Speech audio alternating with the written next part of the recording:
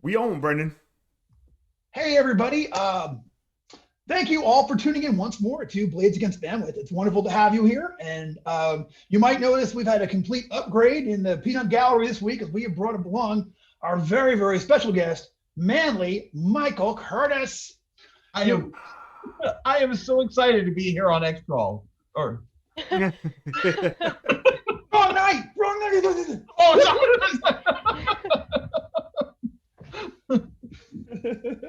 Well, it's wonderful to have you here for our last Blades Against Bandwidth of 2020.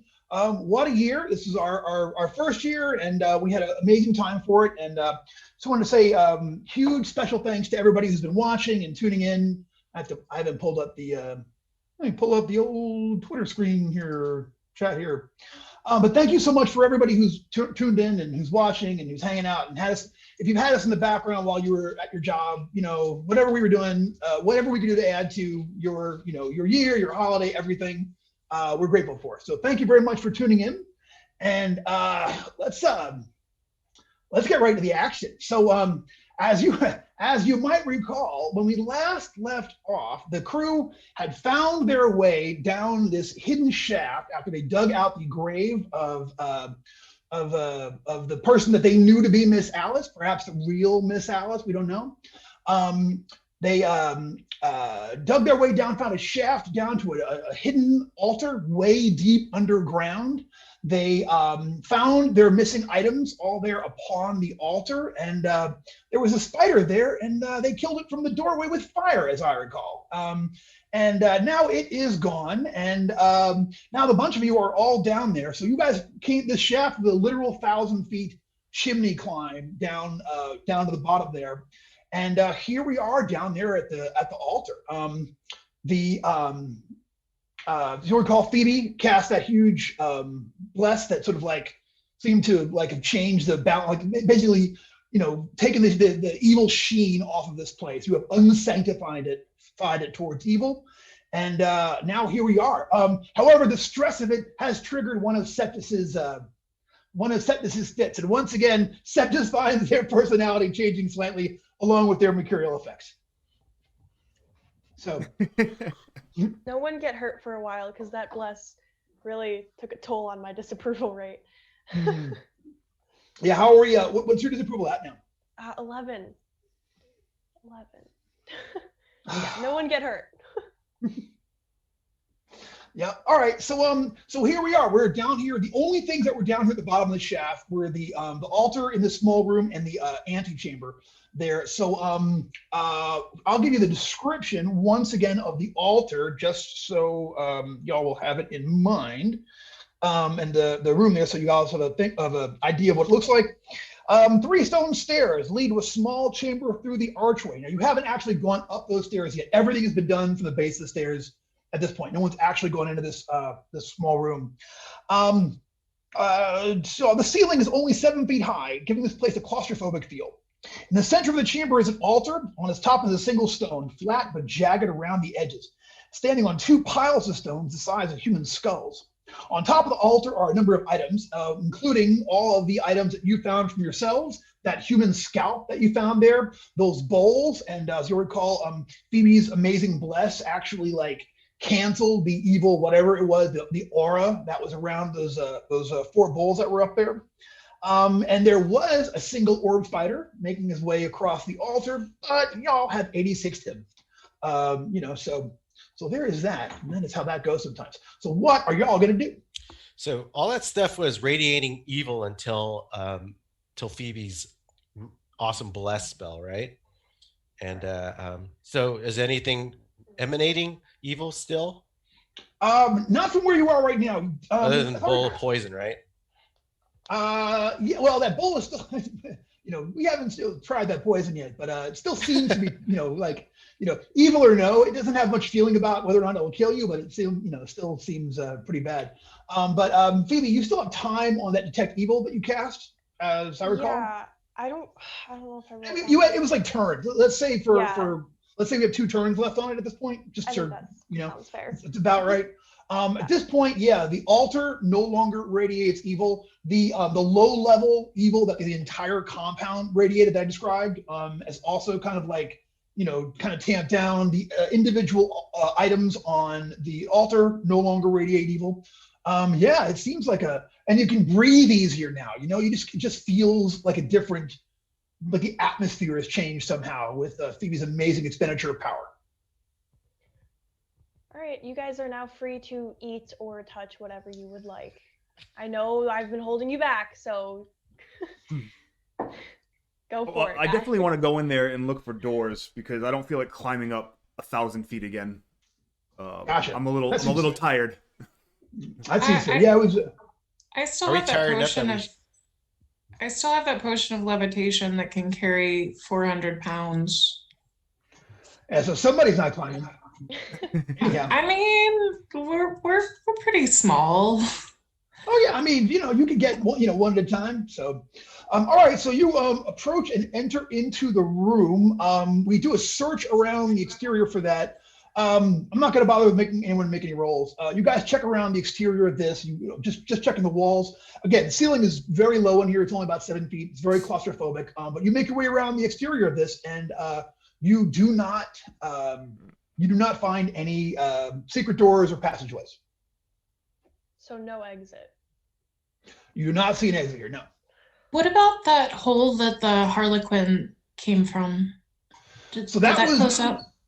That was back upstairs. That was at the top of the shack in the room with the interior indoor graveyard in there. Brendan, you said there were a couple of skulls on plinths or something, or? I said that they're skull-sized rocks. Some of them are suggestive of skulls, but they're just rocks that have sort of been stacked up to sort of make the 2 base pillars of this altar. Okay. Do they appear to be, are they cemented in place, or can you kind of move them around? You know what? You go over there and like grab one. You think with a huge effort you might be able to pull one of these things out, but so not impossible, but it would be, But somebody didn't pile this over something important to obscure it or anything. It's not that you can see. So you can actually see in between the 2 of them. So if you were to crouch down in front of the altar, you could see straight through those 2 piles of stones there that support the slab that is the altar top, and like look straight through to the back of it. If there was anything back, not to say that there couldn't be something hidden under one of those 2 pillars. The 2. Anything underneath the altar slab itself? If you stick your hand in there and feel under the bottom, is it over depression or anything? Septus puts their hand under there. You know what you feel is like spider webs. Like you couldn't see them when you were down there, but when you put your hand under there, run them across, you come up with your hand coated in these spider webs you can barely even see, just sort of like wrapped all the way around it. But you don't. This is obviously not the puppet hand.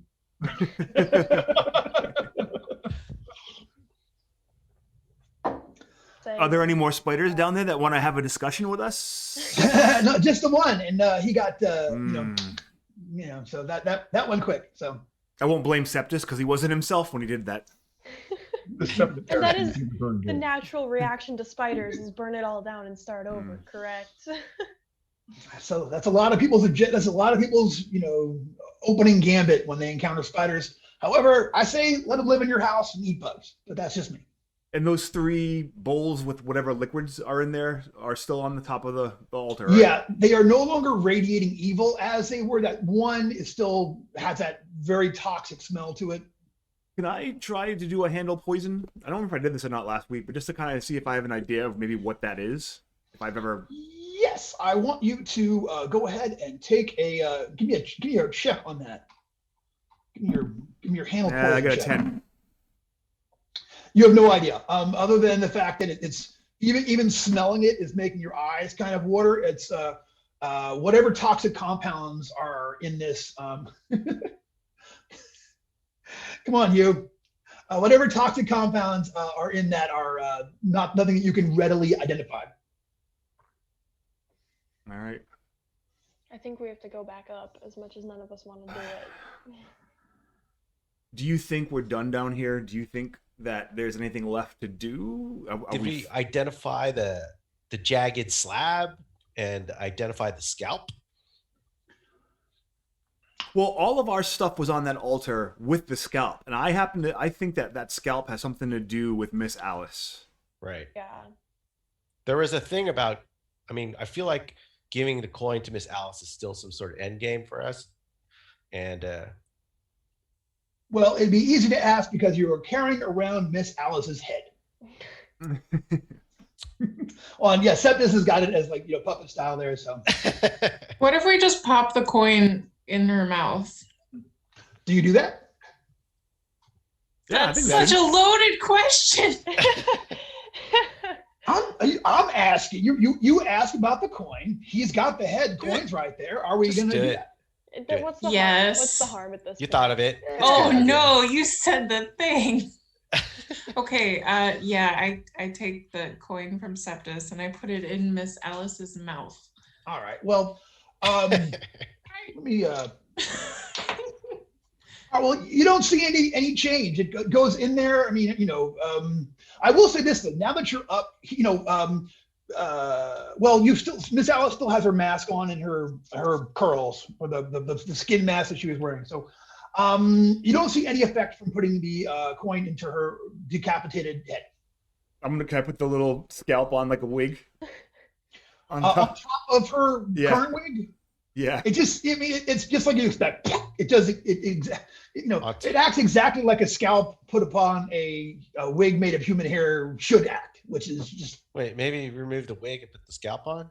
That. Yeah, maybe take the weird face off, like that yeah. stuff. All right, you know, you take off the skin mask and the baby doll curl, you know, top part, so the whole mask comes off. And you know, now that you actually have a scalp there, I mean, it's certainly someone did a pretty ragged job, but you're fairly certain that this scalp goes to this head. All right. I'm gonna set it on and see what happens. All right. On the altar. Oh, you put the head on the altar with the thing on top of it? Yes, because Yeah. I might have to cast a spell. I can't wait. I got my book. I'm all ready to go. You know, you put the head there and you put the altar on it, and put you put the scalp back upon the scalped head, and you're watching it, and then it's just gone, and it doesn't disappear. It doesn't poof out. It's as if reality. It's like someone just changed the reels and left out a prop out of the movie that you're living. You know what I'm saying? It's just gone. Scalp head. You are still holding baby doll wig and face mask. It's one unit. You know what I mean? It's like just one big thing that goes all the way around. You've got that in your hand, but everything else of it is just gone. And like I said, like it had never been there. No marks upon the surface of the altar. Nothing. I'm gonna walk up and poke the air where it once was. You go over there, run your hand through, poke the air where it once was. You find nothing there. Forrester, do you want this mask for your arm wrestling persona? Just put it on and look through it. See what happens. I don't feel like that's my look. Okay. Winners take it all. Maybe Septus should Losers get take the mask on. fall. Come on, guys, over the top. Anyone? I'm so old. Septus, do it. Wait, describe this mask again. Seems like your jam. Stop instigating, Ernie. Yeah, describe this mask again. So this is a mask that has been made of human flesh. It's got like eye holes. It's got like a mouth, like kind of an oversized mouth thing. And then whoever made it kept the original hair on top of it, which somehow still, you know, even after everything, still looks like really nicely, weirdly nicely coiffed, like baby doll blonde curls. Yeah. So not my head. Aquanet. Hair Hey, care you. takes time. Do you think the merchant would want to wear it? That's the oh yeah, the merchant. Aw. Maybe. Yeah, we have a Trokio. Trokio sighting. Trokio. Hi, buddy. Tokyo. I know it's my buddy here. He's been a very good boy of late, haven't you? Well, you were Yeah. somersaulting, attacking them. I know. They loved it though. They were actually really freaked out when I did a summer. If you're watching from home, I recently did a somersault to surprise my cats, and then turned around and somersaulted back, and it was hilarious until I realized I had really wrenched my neck. And for about a day and a half, I was like, I'm like, Worth it. Oh, totally, totally. Nothing fractured, so yeah. But now they don't know. They don't know if I can do that. What else can I do? See, the cats have no idea anymore, like where my skill set ends as far as bedroom acrobatics. So I've heard that about you. Check my website for extras and ringtones. No, I'm fine. I mean, I think do we with go that back being up? done, now I feel better. I mean, do you Yeah. guys want to head back up now? And Septus had said something about being able to make like an elevator for us of some sort. Septus had said something about being able to make an elevator for us. Oh, that's true. Yeah. Septus have an there elevator? years ago. No, But that was different Septus though. So Yeah. That was I- old. You have a vague. I have sut peas. And I'm not quite sure who you people are, but you take me to the most interesting places. Oh, it's okay, Septus. Sut peas. So we have the elevator possibility and the potion of levitation possibility. How long? Do you have a list of how long that potion of levitation lasts? I'm remind me looking that- right now. With Septus, it was going to be a force manipulation spell cast with a D16. Since it's Yes. Okay. We were going to let him try to make basically a force elevator that would. You would have all had to have piled up on it, like, you know, how many people can you stack on this 6 foot round platform? You know what I mean? That's But, registered trademark. Tensor's floating disk, right? The Registered laws of trademark. magic stipulate that you have enough people No, standing upon one each other's shoulders. It only counts as one. So Actually, Dak, the tensor's floating disk has to stay level with the ground at all times. do not make me. Not if you tell the ground. As long as the We ground. will turn this game right around. So actually, I was reading it. It's only 10 feet for 1d4 plus 1 turns. Oh, 1d4 plus 1 turn. Yeah, that's not great. What? It's only 10 feet, huh? 10 feet per Yeah. round? no, just 10 feet. No, it says levitate to a height of 10 feet for 1d4 plus 1 turns. I'll tell you what, though. Okay, there's so not a here's the bigger deal. If 10 feet will actually get you to the base of the shaft, okay, so I will rule in this particular case, somebody strong who can lift up someone who, you know, one of the other ones could get in there and sort of like use the interior of this thing to sort of like it would make them able to crawl up very quickly carrying someone. I know the sorcerer who created that spell recipe. He was a very short man and he had difficulty getting things off the top shelf. So that's why he didn't only had to go very short distance. So yes.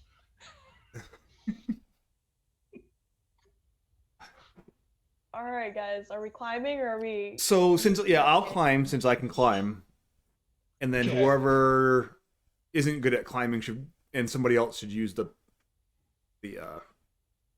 potion. Really good agility. So I think I'll just climb and somebody else can use the potion. It can carry up to 400 pounds. If So Anatol goes first, you can always drop a rope down too, to make it easier. Yeah, well, you can tie off to me, and I'll like lead like a climb team. okay. You know. On team style. All right. I'm on a liability because I wear armor. I could take it off. I'm not like some of those warriors that get scared of taking off the armor. They won't go in water. I'll take my armor off. That's In the got his sack. green hat back. Now he's like, Yeah. As long as I got my hat. And you were in the kitchen for months without it too, maybe years. Yeah, we don't know how No long clue. we've been gone, huh? Yeah. Like we could easily just sort of crumble into dust when we meet with society again. Yeah. That is a strong possibility, yes. yeah, it'll be like the what was that adventure we just did? Yeah, that one dude. The Oh, Curse of the just did Kingspire. it. The Kingspire, Curse of the That one. Kingspire, all over again. Yeah. Dude, I'm gonna curse the Kingspire, y'all. See how you like it. No, I'm kidding. No. I'm not curse the Kingspire or anybody. And that's how we end. And that's how. And thank you, 2020. Thank you. No, so okay, so all right. So who is going to levitate up to the top? One person can do it and carry one more person that they're capable of carrying. You know, standing on the ground. I can carry someone, as long as they're not very large. I mean, I do have one strength 18 arm. Yeah, so your climb check's going to be way better than most people with the 18 strength. Doesn't Septus actually have like a weirdly high agility? Once upon a time. Now okay. I feel much stronger than I am agile these days. Yeah. Ah. Approximately 10%.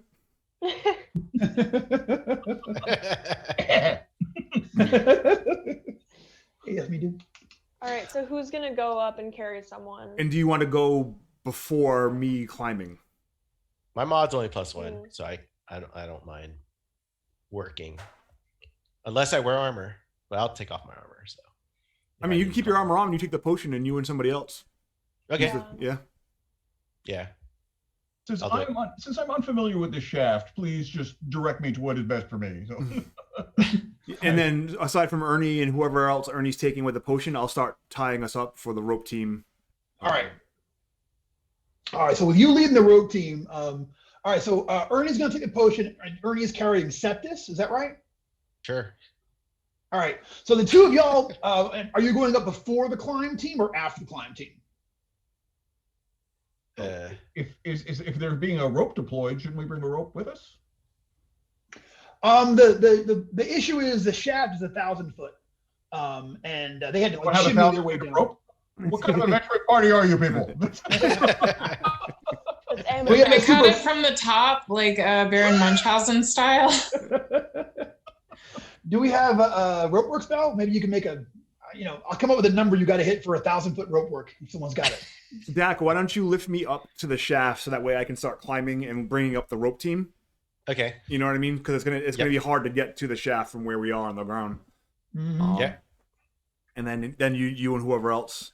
Yeah, magically boost them up to the top. Right. So Dak is going to carry up. Dak will first lift up Anatol up there. You guys are all roped off. So for that, go ahead and all climbers, just go ahead and give me. Y'all can give me a strength check, but with Anatol doing it, you can go ahead and make up your climb sheer surfaces check. Yep. But it's going to be with the rope and the climb team style. I will say that it'll be the DC is going to be a lot easier than it was to get down here. The way you're doing it, it'll still take you 2 hours, like easy. And there's that little you're going to have to rest when you get halfway. But I'm talking about a DC like 6, I think, for everybody to make it up to the top without incident. However, if anyone fails that, we get into some reflex checks and falling and damage and scraping. No, I got a 24. Everyone pray for the new D20. Come on. If you're out there, new D20. Nice knowing you, Haley. 20!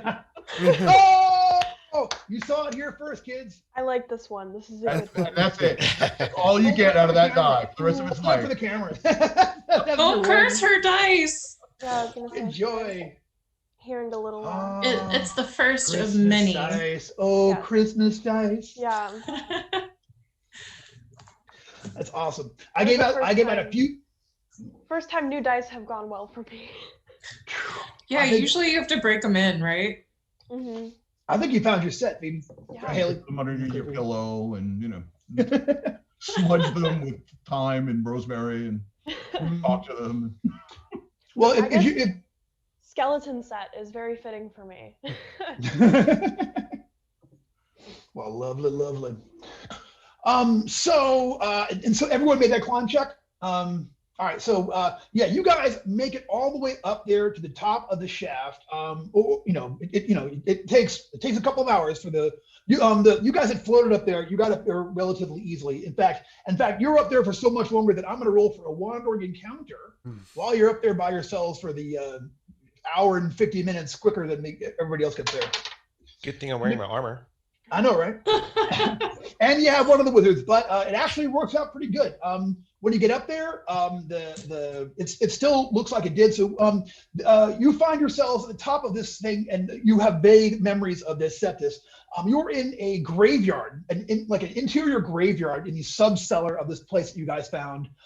There are dozens of grave markers with like mounds. There are a few empty graves. There were a few shovels, and there was that short ladder, but you actually put them into the bottom of this shaft. So they're actually sitting right as you guys come up. You go up past the ladder and make your way up there to the top. And everyone else makes their way up into that chamber. And from here, this is where that passageway comes. The two dancers came through that you guys saw last time. And that is the passageway that leads back to the cellar where you fought that demon and found your equipment. Nothing can be The most easy. convenient graveyard I've ever seen. It's indoors. It's, you can visit loved ones in inclement weather. I think I want to incorporate this. Yeah, really, it's like, I can't believe that the makers of this dungeon are the first people to think of that. There's a laundry chute that just sort of They put it over the open grave and they just shoot the body right in. it's so convenient. If we killed everyone here, I'm thinking putting it down with like an offer on it. Through the tunnel? Yeah, you guys want me to go first, or me and Forrest to go first and be sneaky?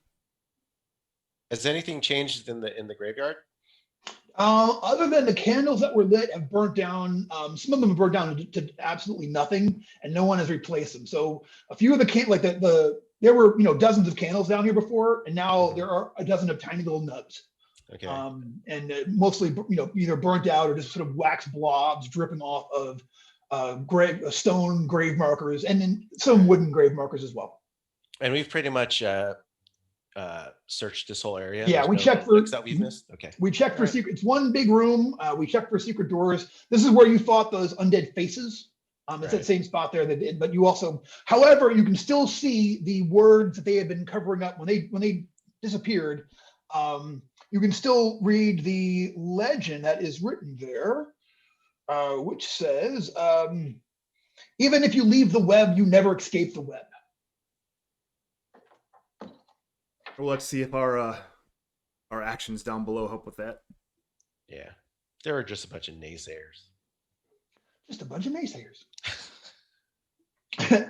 All right. So we're going to go with the tunnel. Anatol and Forrest are going first. I'm going to be stealthy about it. Yeah. Yeah. Right. So I'll watch our back. All right, and with Ern taking up the rear. So the tunnel, it's only about 3 feet in. The tunnel is extremely soft.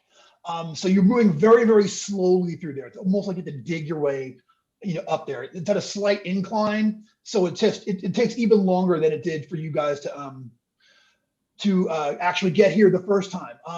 When you get to the end, though, so give me a stealth check for Forrester and for Anatol when you guys make it to the end. You guys Forrester is pretty small, so you can actually almost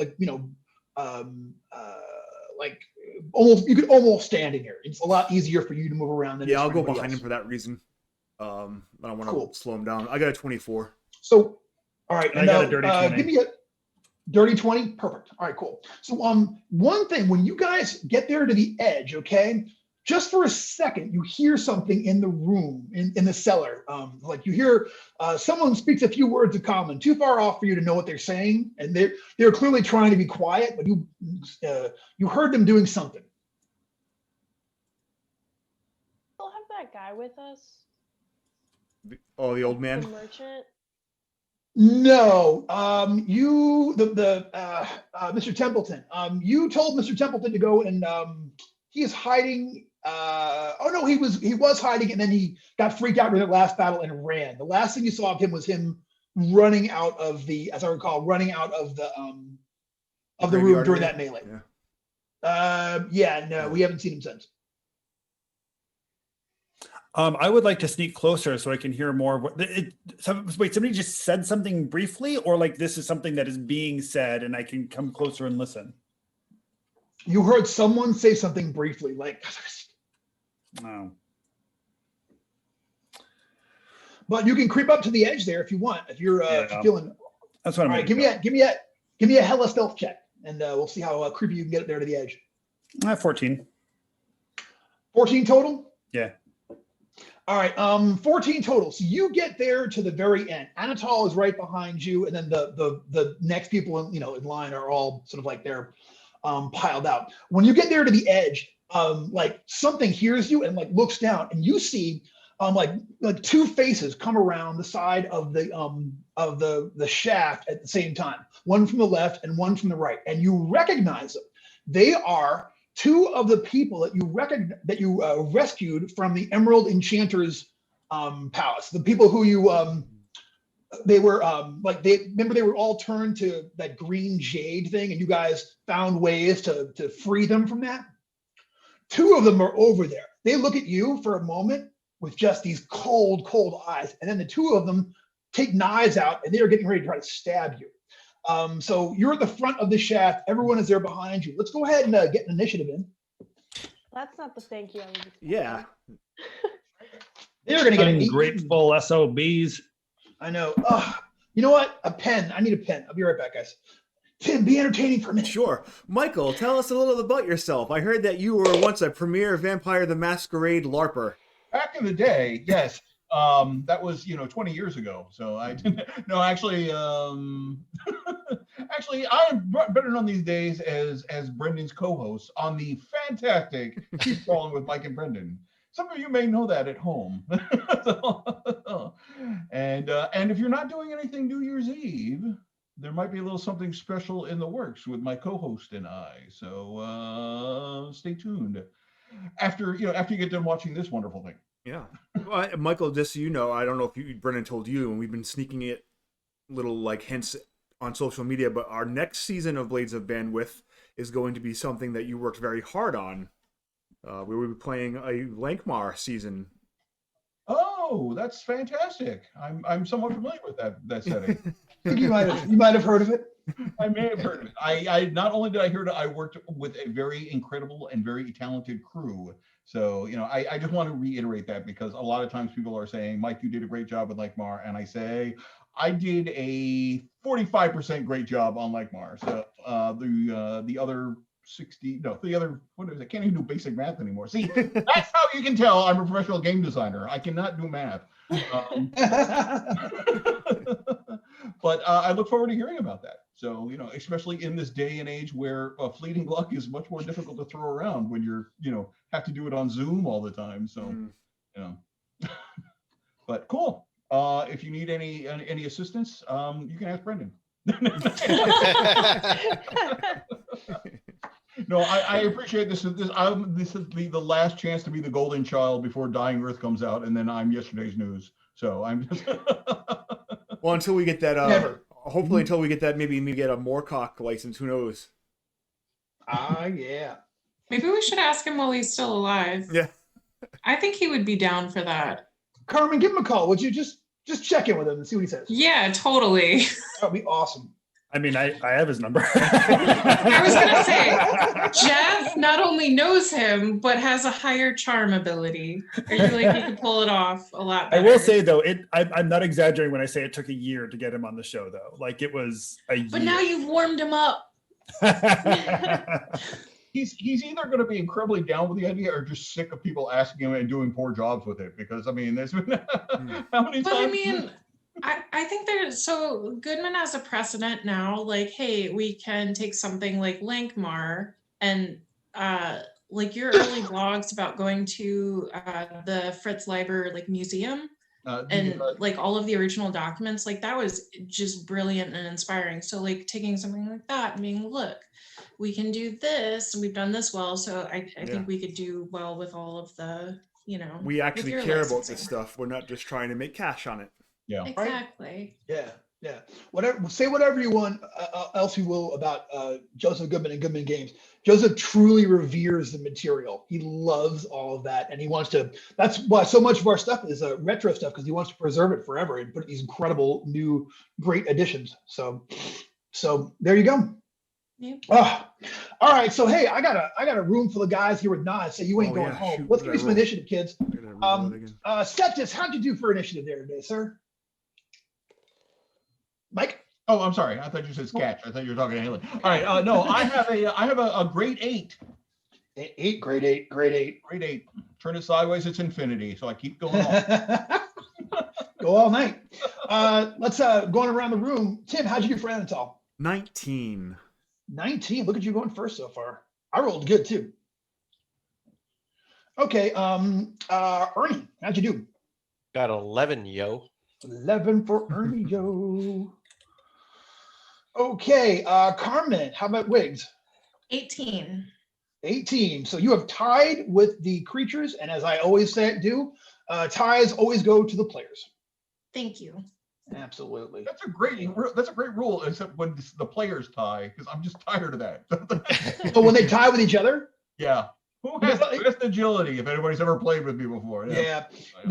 You know what? I only ever ask that if they actually catch it. If they don't, I just figure where I've got space in my notes, I just write them down real quick. So they can work it out. You know what I'm saying? Yeah. How about Forrester? How'd you do? Well, and that's a lovely segue to I had the same initiative as Ernie. I'm at 11. Cool. I got space right here. But I got +3. I'm a warrior. I should beat you on that as a warrior. There you go. I'll do my rap battle. That's it. Rap, yeah. Yeah. And I lose. All right, and never least, always, Phoebe, how'd you do? Quattro, 4. Oh, did I say never last? I meant Yeah, always least. last. Yeah. The new die had to even me out with that 20. But see, this is where you want that. You know what I'm saying? Like this is where you're, I'll take it. I think, yeah, cleric ride and cleanup is probably the, Me and Septus are anchoring this whole operation here. They say, that anchor. That's we're it. like, the anchor. we're like the big burly guy at the end of the tug of war rope. That's what we're doing. Exactly. Oh. Except I can't cast anything because I have 11 disapproval. All right. I'll cast for both of us. Well, we'll see how we do. So it's going to be Anatol and then Wiggs and these people, then the former guards and townspeople who had been transformed, who are all out there waiting for you with knives. And then Ernie, Forrester, Septus, and Phoebe. So Anatol, you are up first. You can actually see their two heads as they poke around from either side of this hole there. You can see that they've got their daggers. All right, so in this cramped little hole and Forrester in front of me, what are my options? Can I actually get out to attack, or do I have to spend maybe a round getting out, or? I will say, if you can give me an agility check, if you can give me a DC 10, I'll say you can get out past Forrester before they go. And if you can give me let's say agility check DC 13, I'll let you kind of roll out and come up and be ready for an attack. Ooh, I think I can handle that. Parkour. I can't handle that. I rolled a 6. So I guess I'm just spending this round. Yeah, you get caught in the soft dirt beneath you, and you lose a round. You're like, oh, and just get no place. And you're kicking up dirt on the people behind you. We're like, what the crap? You know? All right, so that could have gone better, but you know what though? And Wiggs, you're actually back in the order. A few people, you know something's up, but you're not sure what. And it's going to be very hard for you to get out. You can cast a spell or do something from where you are, but like getting out past people is going to be real hard. I will cast Magic Missile then. Okay, doke. Take a -1. You're in an awkward position, but so you can give me a -1 on your spell check. I'm gonna give you a full drop down, but okay. I lost the spell. All right. Same thing. You're there digging around in this dirt, and it's just making everything harder. I kick a mouthful of dirt into your mouth as you're trying to cast it. She's like, Allah, peanut butter. So, damn it. So the two of them are going to go. So they are going to. All right. So the first one is actually going to try to grapple Forrester. So give me a strength check versus strength check. He's actually going to reach through and try to like grab you and just like yank you out of this pit. So his friend can stab you easier. I've got a 12. You are going to beat his strength check on that. He's not ready for you to be as strong as you are, for as big as you are. You know what I'm saying? So you just like resist off that and don't get to go. The other one, however, is just going to reach over and try to stick you with his dagger. He is going to crit. Let me get rude on top of that. I know, right? How am I going to get, first things first? I have my crit table open, Brendan, if you need it. He's on crit table 3, and he'll be a 1 on crit table 3. So that could have been a lot worse. Base damage is going to be 2 points. I shouldn't have lied to you. There we go. Crit table 3. You get a 1. It's an additional 1d6 damage with a savage attack. All right. So Forrester takes an additional 6 points of damage. And then you can see that there are 4 more people in here, but because of the way it's just that little portal there, they can't really get close enough, but they kind of pop out in the background, all of them holding knives, and all of them are there. It's the whole crew, all of the people, the villagers of 9 towns whom you rescued from the Emerald Enchanter's palace who had all been enchanted by them. They're all standing out there. They look exactly like they did that day that you brought them out of there. And they're you saw them around the village sometimes. You actually saw them after that every once in a while. But there they all are, looking just the same, and all of them there in aspects of mayhem. I will say the 4 guys in back are going to have a held action. If anyone bursts through and gets into their range, they're going to be able to. They're in a little semicircle around the edge there. They are going to be able to come down and stab whoever, if makes it out while they have their held action. So, Brennan, are you saying that we are their funnel? Is this like a reverse funnel where we're like? It all comes full circle. Live long enough to eventually become somebody's funnel. That's it. I know, right? Yeah. You don't know though. I mean, that one that stabbed Forrest looked like a pro. He did not look like as far as knife fighting went. You've seen a peasant try to stab someone before. It is not pretty. This guy looked like he's got his one hand back. He's guarding. He's got his feet under himself. He's got his knees bent. I mean, he looks like he's So are they ensorcelled again? Well, if they are, it's just their minds. Their bodies are no longer coated in that green marble, whatever it was that made them all into emerald robots. So, and there's 9 in total? No, there's 6 in total. 6. And there's 6 of us. I shout that we should each try to tackle one.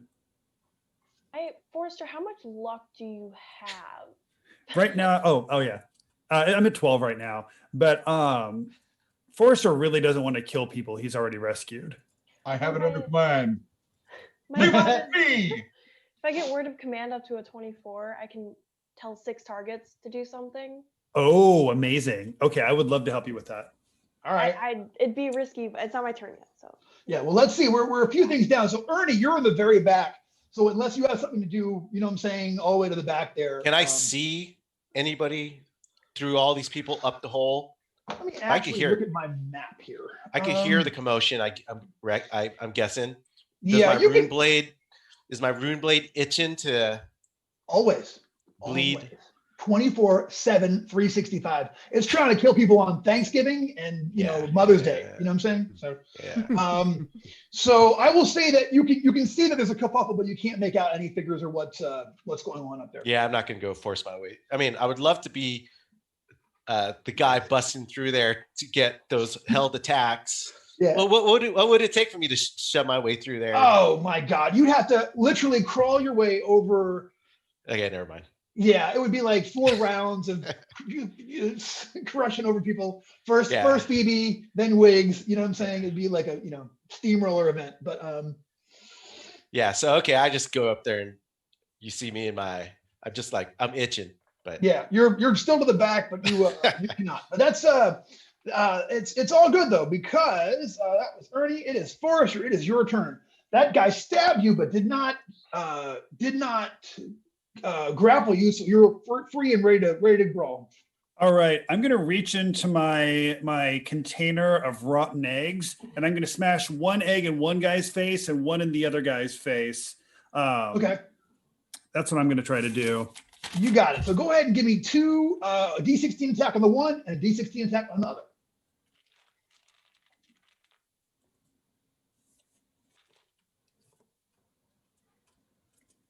The old rotten egg attack. Will the former guards leave this with egg on their faces? Or will Kimbo, rotten egg attack on Kimbo. Paul's boutique, man. It's a 7. We all dressed in black. We snuck up around the back. I'm old. It's Great a party 7. album all time.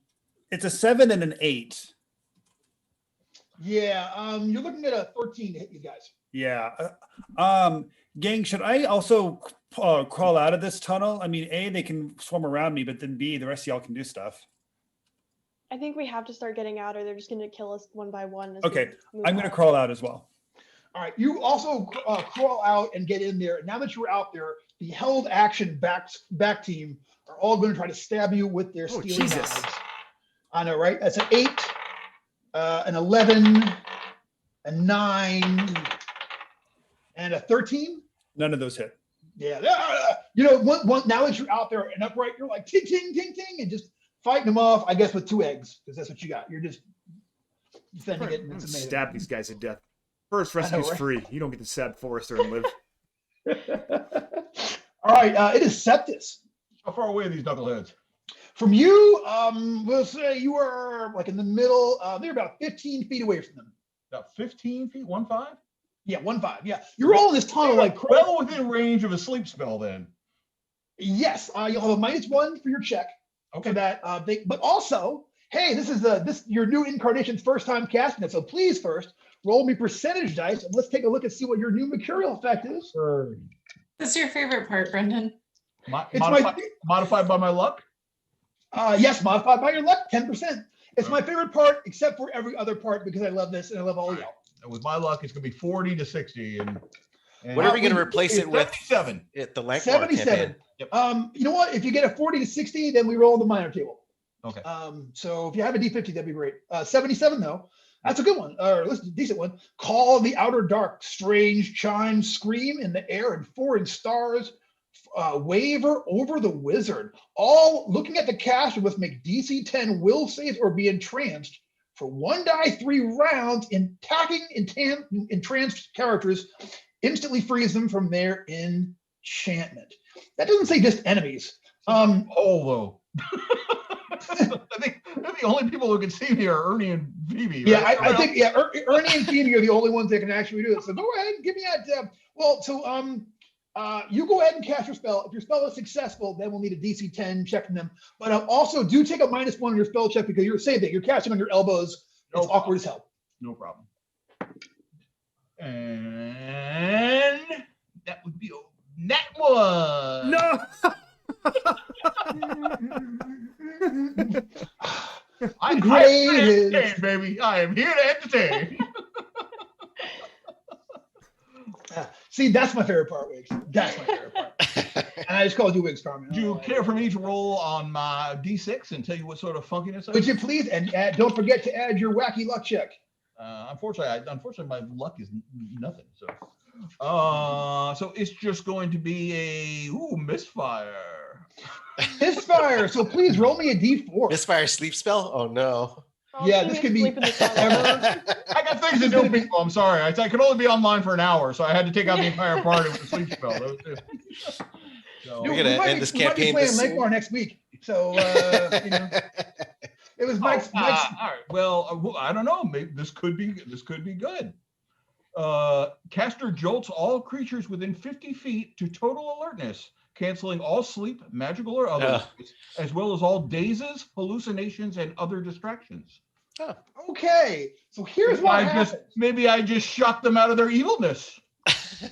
No, they're still crazy evil. But for one moment, though, okay, this happens. Okay, so for one moment, like they all seem to waver in your view. Like, well, who can see them? So Anatol and for Anatol and for Forrester, just for a moment, their faces kind of like shift around. Anatol and Forrester, there's a long-term effect for dealing with these guys, but you will not have to deal with it because of this. You are kind of like jolted around to the reality of this, and you have this moment of like, I mean, you both had this moment of like, this can't be really them. This can't actually be them. The rest of you will not, but for the y'all who can actually see them, for Anatol and for Forrester, yeah, you definitely think that these are not the people who they seem to be. I yelled, "Never mind, it's not really them. Kill him, kill him." Welcome. So that wasn't a bad result at all. Actually, that could have been way. Forrester, we're trying to kill them. This is as good as we get. All right, so but that was it. That was it. Fight must go on. That was Septus. It's time for Phoebe. Phoebe. Yeah. Oh, I'm tempted to risk it with the 11 disapproval because if I get high enough on word of command, I get 6 targets. Fill in all those little blocks. That's the point, right? That's what they're there for. Mm-hmm. All right, you know what? We're gonna test out the new die and see how it does with the spell. I'm going for. That's brave, right there. That's a, No, right? This is. Are those?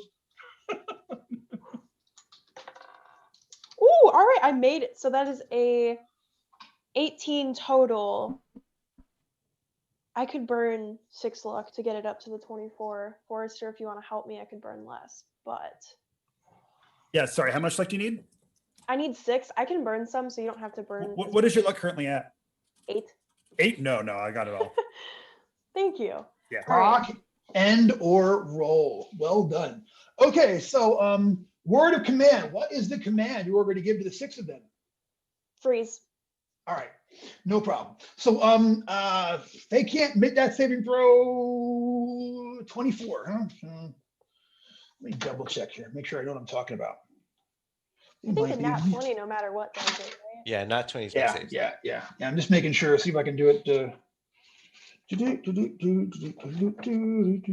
Thank you. Make sure I'm not immune to anything. Okay, here goes. Number 1, so close. Actual 19 on the numbers. Number 2, an 18. I'm on fire here, but I'm not hitting. Number 3, damn, 17. I swear, I'm like burning down my high numbers here. I'm so glad I'm getting him to use these. 13, another 16, and a 19. That was 2 19s. I'm so glad I got him to waste those rolls. Yeah, they for a moment, like a couple of them try to fight it, but then they all just are standing completely still. How long is it going to last for? That is going to last for, let's see. 1 million Number years. of turns, 1d6 plus caster level. Oh, cool. So 8 turns. They are 8 turns. They are outstanding. So hopefully now we can get out of the tunnel. All right. Okay. So yeah, that's the 8 turns. That's, in other words, the rest of their lives. All of you make it out of the muddy tunnel and find yourself back in the cellar where initially you found your equipment and where you fought the creature. Michael, since you have vague memories of this place, this is the cellar room here. It's about like 50 by maybe 70. There you can see where there should be a stairway, but it's gone. But there are instead cut out rungs into the wall there that lead up into the main room of the inn that you knew as the Cozy Cobweb before the whole world went insane and it became this terrifying death trap / web place. The worst Gandalf ever. I have vague memories of this place. Yeah. Definitely. All right. You are okay. So what you guys all make it out of the tunnel. The 6 of these guys are all there frozen. The rest of you can looking at them. They look. I mean, you actually rescued those folks, and then you traveled with them for a few days on the way back from the Emerald Enchanter's his lair that then later on blew up, and they look exactly like them. You can't tell them apart from the originals. But Anatole and Forrester. Yeah, that's not them, right? I'll tell you. Yeah. Anatole and Forrester know though. Okay, because I was gonna use my Runeblade as an excuse to just take them down. Yeah, I don't know what Septus did. I heard him yell out and say something in his magical language, and for a moment I saw these things for what they were, and they're not the residents of Ninetown. So do we still want to tie some of them up to interrogate or just kill? Yeah, we only really need one of them, so meanwhile just dispatch the rest. Right, I'm gonna go ahead, quench my Runeblade's thirst, and take them down. Runeblade could not be happier. It's finally you're starting to understand. This is how you do it. They feel good. Did I like it? It does feel good. I mean, but it feels feels good like that. Do they reveal their? Do the guys reveal their? No, you stab them and they look just like formerly paralytic guys who are now stabbed and bleeding to death. They look exactly like you would expect. You know what I mean? There's nothing, they're not secretly Skrulls or anything like that. They just, die. They look like themselves but dead. That's it. Oops. Yeah. I'm sure I have some doubts. Right. But we leave one alive though, and he is going to be up for several more turns. So or frozen for several more turns. So when we kill those ones, did you say, do they still? What do they look like to us again? Still Ninetowns? They look just like dead Ninetowns people now. They look like just exactly like you would expect them to do. There's no transformation or anything like that, and no reveal or anything. They look just like the just like you would imagine the people you rescued would have looked like once you killed them. Can I turn their pockets out? Do they got anything on them besides their? Yeah, you go through their stuff. They don't seem to have anything other than these knives on them. They have, the same clothes that they were wearing when you found them, peasant slops. And they all have, these are really good daggers though. These are like like really nice, like That's fighting what I was going to knives. ask. So these are like killing knives. Yeah, but yeah. They're These not. Mhm. Can we tell where they were made? Um, Who issued them? You know what? Work that is this, it's definitely human stuff. Work that is this good. If you had to guess, you would say this is from the capital. You would say that these came from Havnor because they're too good for regular army. They're certainly too good for any of the people, too clean and nicely turned out for Nine Towns. This looks like after us. Last you heard, and they were the assassins. If you recall, they were the Emerald Enchanter's assassins. Oh.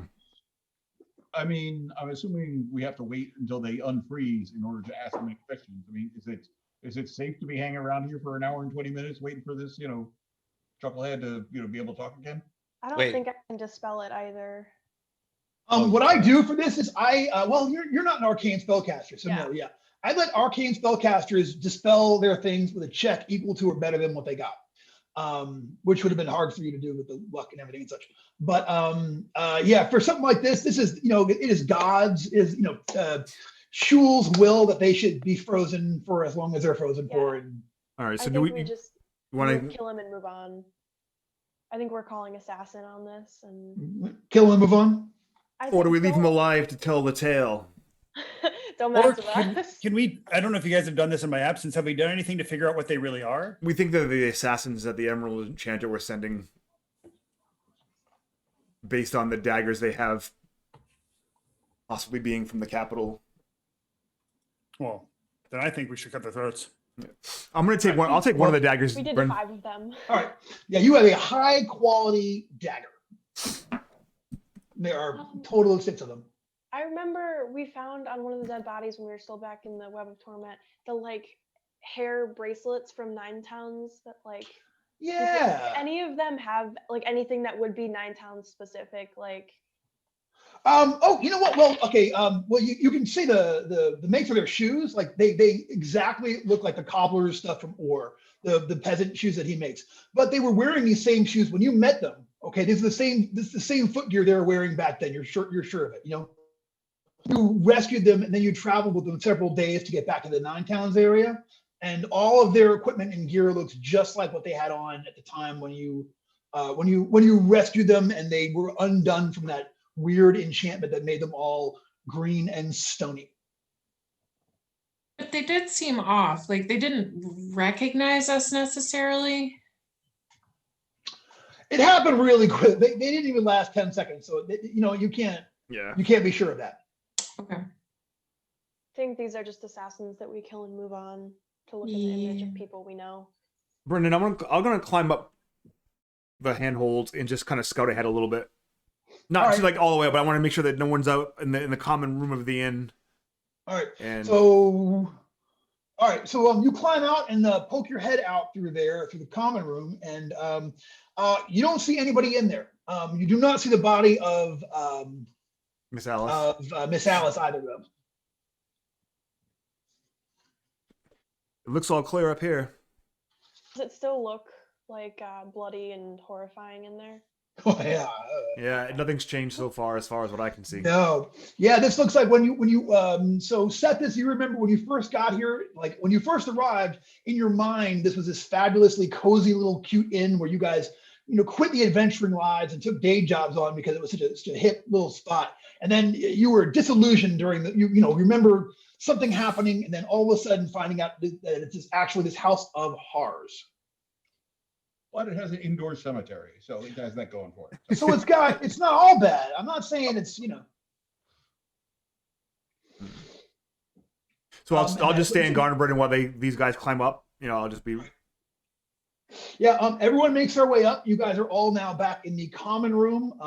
It still has that horrendous smell. The whole place smells like it's just, like a lot of things have died here a lot of times over the, in recent days. You guys want to head out and see if there's still a giant spider over the entire. I'm a little afraid to look myself, but Can we at I least think look out a there's- window? Yeah.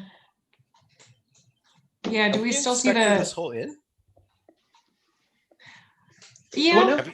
Yeah, yeah. We checked all the doors upstairs. There was that screaming ghost, and the merchant who's since run away, and then Miss Alice's room.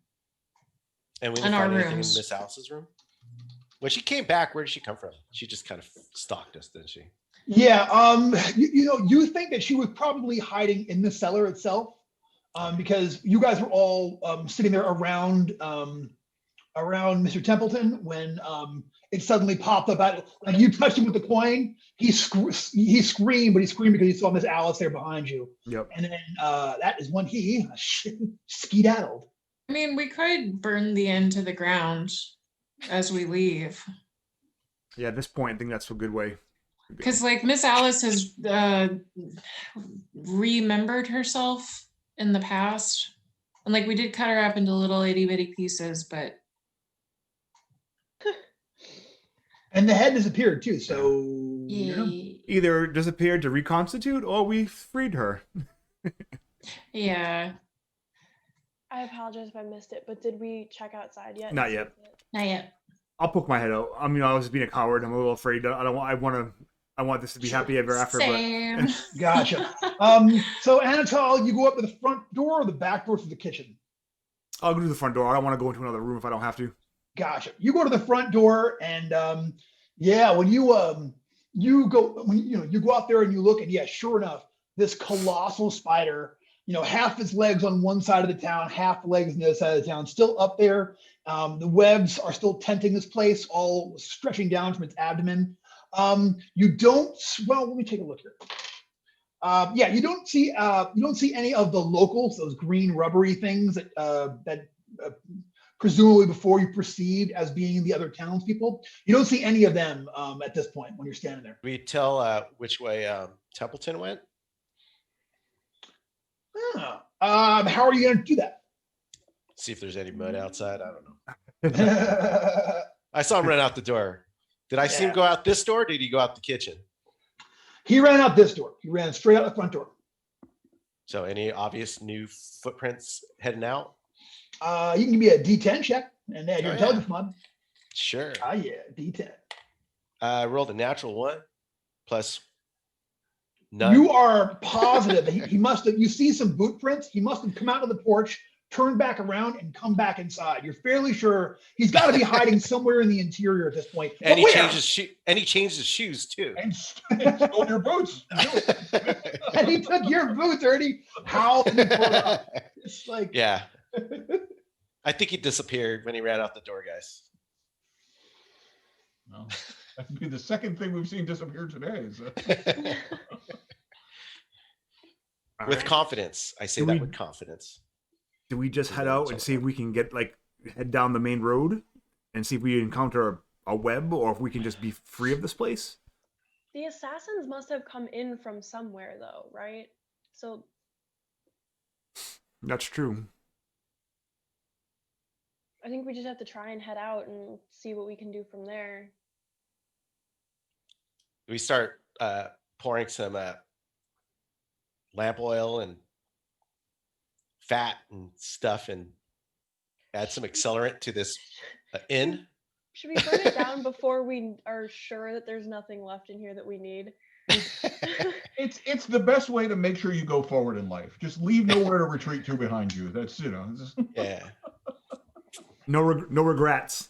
no regrets. That's always look forward. No regrets. We try and find a way out, and if we do, burn this place down, and if we don't, come back and see if there's a way out in here. I'm sure we could dig ourselves back down into the cellar. Yeah, I'm for burning it down. Fire. I don't remember much, but you said there's like a kitchen area that has not been checked out as far as I know? No, well, we checked it. We did check it out. I just didn't want to go through it again. Okay, all right. Yeah, we checked it out before we went into the basement, but There's bad memories. The upstairs, and we're not burning it down with a MacGuffin up in the penthouse suite or anything. Yeah. Okay. No, we have. As far as we know, I'm under the impression that we did thoroughly, as best as we could, search this place, and we didn't find any like secret passageways, secret eyes in the paintings and stuff like that. If there's something important to find here, you burn it down, and then you can sift through the ashes later, and it's much easier to find. Yeah. Do you guys? You know what? One thing though, do you want to check out Miss Alice's room one last time after we did the whole thing with her, the little ritual, and see if anything up there has changed? Oh yeah. You know what? Let's do a once over and see if anything has changed. Okay, gotcha. You go back up there. The only thing that's changed is when you get up there, and you said, okay, there was the one door where you encountered that ghost where the hung sailor was. You took his body out and you laid him down. Before, when you came in here, it was like icy cold. As soon as you open that door up, now it's just room temperature. It's just like a regular. It feels like the same temperature as the rest of the place. But other than that, you don't see any changes. You can see in Miss Alice's room, you see where you ripped all those clothes, that pile of clothes out where you found that weapon. Who has that? Oh, Phoebe has. No, who has that sword? The silver sword thing? I have. Phoebe has it. All right. No, yes, Septus has it, right? Septus has it. No, Yeah. Septus tried it. Septus tried it and hated it because it was lawful. Oh, okay. So he gave it to me, but I don't know if I can use it. Yeah. Well, it depends on what Shul's chosen weapon is. I don't know myself, but who has a? I'm looking right now. Does it have a illustration? My PDF is slow. We can come back. Lawful gods. No, there is. Yeah. Sword is a neutral god weapon. Yeah, I wasn't sure because it was lawful or not if I could use it, but I don't know. Yeah. You're just unproficient. You're just looking at a D16, so you know. All right. So so what do? We are you look outside, and that giant colossal spider is still hovering over everything, and the webs still coat the outside of the make a curtain around the entire perimeter of the burnt out and desiccated village. The air is still super, super, super close. It still smells like much too many insects together, crowded in one much too small a space. All of the sunlight that you see is filtered through the web, so it's very dark in here. I mean, I say we just head. Skeleton hand anywhere? Say again? What did we do with Alice's hand when we chopped her to bits? As I recall, you left all the bits there except the head, which you were carrying around with you until it disappeared. I put something in the pickled egg jar. I thought Forrester burned some of it too. Oh yeah, Like, outside did we of try the putting end, the there was slug that on the hand? smoking. Sorry. No worries. Yeah, I thought did you burn? I think you burned the rest of the body outside, and you look out there, and there are ashes, but you don't see anything else there. This is the third worst neighborhood I've ever lived in. All right, burn it down and head out. Is that our plan? All right, you guys spend a moment. It doesn't take long. This place is decrepit and ancient. It lights up. You can see that because of the tent of webs, there's not a whole lot of space for the smoke to go. So it's kind of like it adds to the choking environment of the interior here, but it's not like lethal. It's just close and cloying. Yeah, we don't even look back. We head down the road. All right, you head down the road. As you do, You don't look back. Coming out of a few of the buildings, you see 4 of those green-skinned creatures. So they are, they sort of like start making their way. They're not coming at you very quickly, though. They're sort of like slowly keeping pace with you. They don't come out charging. They come out in 4 different directions and start following you. But they're very obviously following you. I would like to light up an arrow and shoot one. Sure. You're going to take a moment to light an arrow up and take a shot. You can go ahead and roll me a number on that. 16. 16. They're just trying to help us escape, and we're like, nope, no. They're all thinking in their language. No, you must answer the puzzle of They're bringing us obviously poison tea and biscuits. That's it. These were the real estate agents. They just want us to fill out a survey. Oh, shoot 'em more. Shoot 'em more. I'm here from the Rand Group. No, did you say you got a 16 for that hit? That hits. You said you got. Did you say you had a 16? Was your number? Uh-huh. Yeah, Yeah. that absolutely hits. So go ahead and please roll me damage. 3 points of damage. All right. All right. At this point, they come charging at you. And remember when I described them? So these are rubbery, green-skinned humanoids. They have very long arms and relatively short legs and long torsos. Their mouths, originally, they looked like they were really tiny. They had small little mouths. But now, after you shoot that one, they all start roaring at you. And you realize that when they open their mouths up, it actually goes halfway down their chest, just like their whole torso opens up like, "Roar!" Why do you have to be so Huge, big- scary? With this huge, big, giant, big, bitey mouths all coming at you, and they all charge up with great malice and intent. So you guys can go ahead and let's roll initiative one more time. I am so sorry. It was gonna happen. It was gonna happen anyway. It was gonna I'm on happen, fire, yeah. y'all. I got another 19 on initiative, kids. What? All right, I'm going backwards this time. Phoebe, what'd you get? 17.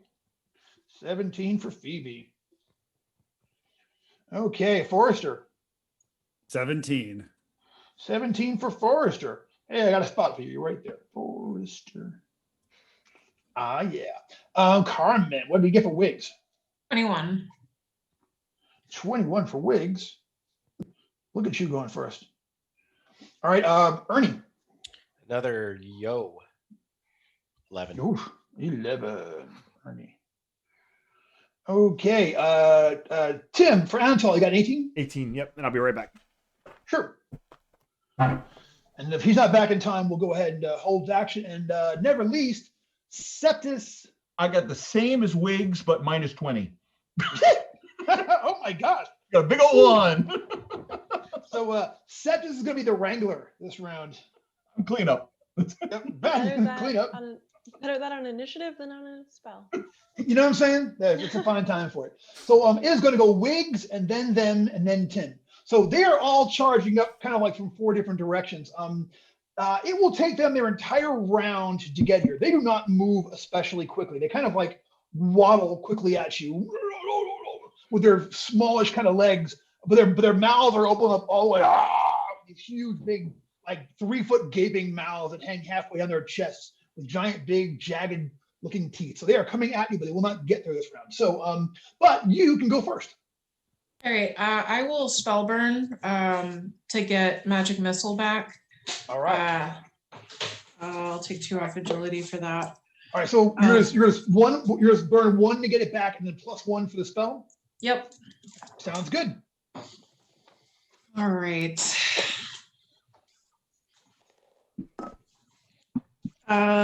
17. 1 missile that does 1d4 plus caster level. You got it. Are you going to fire it at the same one that you hit with your arrow? No, I assume he's gonna continue taking fire damage. He'll take a round of that. Actually, yeah, I'll pick on the same guy. It's fine. All right, cool. So go ahead and give me a missile damage, please. 6 points of damage. Look at you. All right, it's still up and still charging, but it, no one likes 6 points of magic missile damage to the chest. I'm just nobody. So they are going to. It is their turn. They spend this round charging up at all of you. They are too far away to get in their attack, and but they will be able to go next round. And I will go ahead and say that Wiggs. There's one. One is after Wiggs. I'll just roll. See who aren't they after, babe? They have decided to leave Forrester and Anatol alone. One is after Septis, one is after Ernie, one is after Phoebe, and the wounded one is there on Wiggs. With his great big mouth. I'm moist. Looks like it's getting ready to try to jump at you. I'm moist. Do they really want to attack me? Oh, even more. That's like making your own gravy to these things. You know what I'm saying? Like they're excited as hell about that. So, Gainsburger, baby. So, So that's their whole thing, though. And Tim, it's your turn. All right, so since none of them are on me, I will run up to the one that's on Septus. I got this. And long sword, short sword. All right. Oh, that's not a very good roll. I think it's me. I'm exuding some sort of aura here. So I got a nat 1, and then a Ooh, and then ouch. then a 6 plus like whatever for good. So it'll be a like a 9. Nat 1. Well, that 9 is going to miss as well. But that nat 1, I'm gonna have to get a Fumble check for me. fumble check from you, sir. All right, I got a D8 fumble die. Oh my dear lord! Luckily, I have a really good luck though. Yeah. I would have smashed my weapon, but instead I trip and fall, wasting my action. Oh, that's terrible. So yeah, man. Yeah. Whew. So you are prone there, and like that one looks around at you, and he's like, "Oh, I'll just bite this guy. He's just laying here. Awesome." So that's the look on his face. I'll save you from breathing.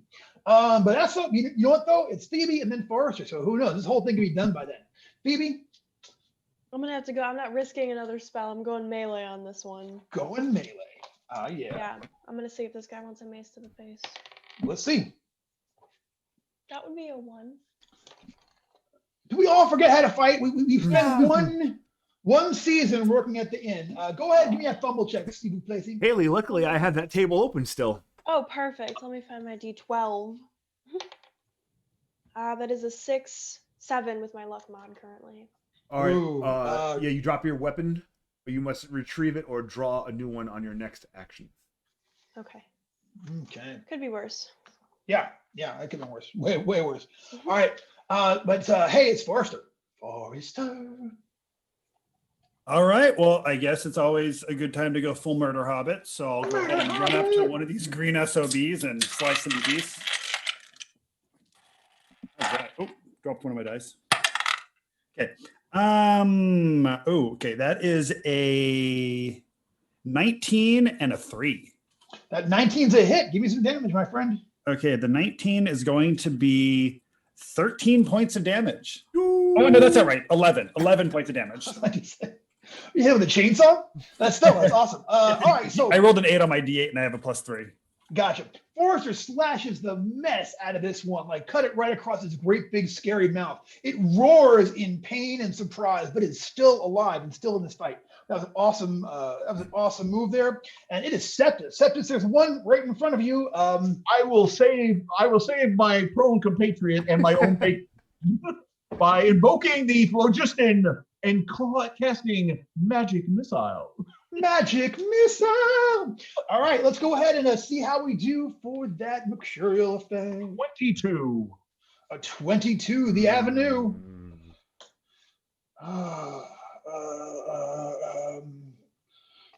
22. Sympathetic magic. The spell requires the caster have a personal belonging or physical piece of the target in order to function normally. The spell can be cast without the sympathetic connection, but the wizard suffers a -4 penalty to the spell check. So that's a rough one on a magic missile right there. That's a quest as far as if anybody would accept this. Make it a really personal spell though. Like I'm only gonna blast you with this force if I have a lock of your hair in my hand. Yeah. But could having a piece of the inn be said to be part of these creatures? Because they are part of the inn. Yeah. In the grand scheme of things, we're all, matter, I mean. That's true. So yeah, I mean, we do have parts of the inn. I have a curry comb from the stable that turned out to be something gross. I am moist and covered with dirt from climbing up a big hole. See? Yeah. You're filthy out there. No, I got this. Yeah, I would say no, but I will say this though. So they're in melee range. Melee range, you know what I'm saying? I don't need it. Watch this. All right, here it goes. -4 penalty. I'm going to do this. Get it. Watch it. So that's going to be an 18. Damn. Yeah, actually, well, hold on one second. Hey, Septus, go off. That may not be. That may be something a little higher. 18. I think I will spend 2 points of luck and turn that into a 20. Septus, what is your luck right now? You see, strangely, I don't really care. I'm not going to be back next week. But if it's not too low, I'll spend it for you. It's 9 out of 10, girly, is what it is. It's 9. I'll spend it for you. Okay. All right. Yeah. So 20. That's a horse of a different color. On a 20, that's 1d4 plus 2 missiles. That'll do 1d6 plus cash level each, and you can aim them at separate targets. So are you going to fire them all at this one, or? Well, roll see how many you get first. I guess 3 I'm dealing with here. So okay. I am going to definitely shoot 2 at the one who is coming because it took a pretty mighty hit from Forrester. So I'm going to hit 2, and I might send the third one somewhere else. So we'll find out what's going on. All right. So I'm going to roll individually for damage. I take it. For yeah. So but real quick, so we're clear, the one that Forrester attacked is not the one that's in front of you. Anatol tried to get the one in front of you and fell, and that didn't. I know, and that's where 2 of the missiles are going to. But I mean, gotcha. I have seen that Forrester has done 11 points of damage to one of these things and was still standing. So I'm going to hope to get at least boxcars, and then hope they have 12 points of damage, and then maybe put that third missile somewhere else. Is what I'm saying. Not that I'm medicating or anything, No. All right. So that is that's actually that's going to be plus caster level. So that is actually going to be 17 points of damage from those 2. Man, you actually kill that one in front of you. All right. And then I will put the last one over to the one that Forrester hit before. So all right, big numbers. Underneath the arm. It's like boom, boom, bow. And that is going to be another 8 points to that one. You blow that one up, dude. You're on fire. You kill him. I have to get all the ones out of the system early. That's it. I know, right? My physical dice are cold. I mean, they haven't been used, all year. I'll kick your ass on roll 20 though. Oh my God. Get me started. Poor what was my Jones, Miller? I don't remember. Very basic name last night. My poor pilot. Davis, you were Davis last night. Davis, yeah. We played, if you're watching at home, we played the Aliens role-playing game yesterday. And Mike killed my poor pilot, just stabbed through the tail with a xenomorph spiky tail thingy. Oh, well, we hardly knew you. But you know what, though? It's time for Ernie to do something Ernerific. Yeah. All right. I'm going to just go ahead and attack the nearest one, but I'm going to try to mangle its mouth with the mighty deed. Mangle its mouth. All right. Yeah, I'm going to say it's break this some guy. of those teeth, or I don't know. The one on Phoebe is going to be the closest one to you. The one on Phoebe, that's the one I get. Ooh, that's going to hurt. I got a 5 on my mighty deed.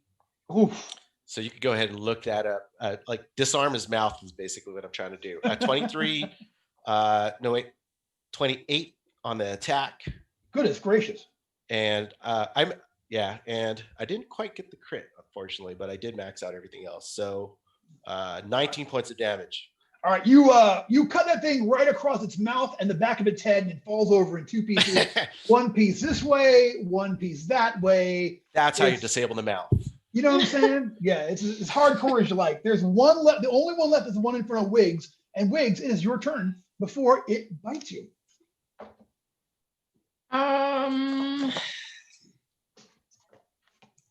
Yeah, I guess I'll try for another magic missile. That seemed to work okay last time. By all means, go for it. You got to spend a point of spellburn to get it back one more time. Done. Yeah.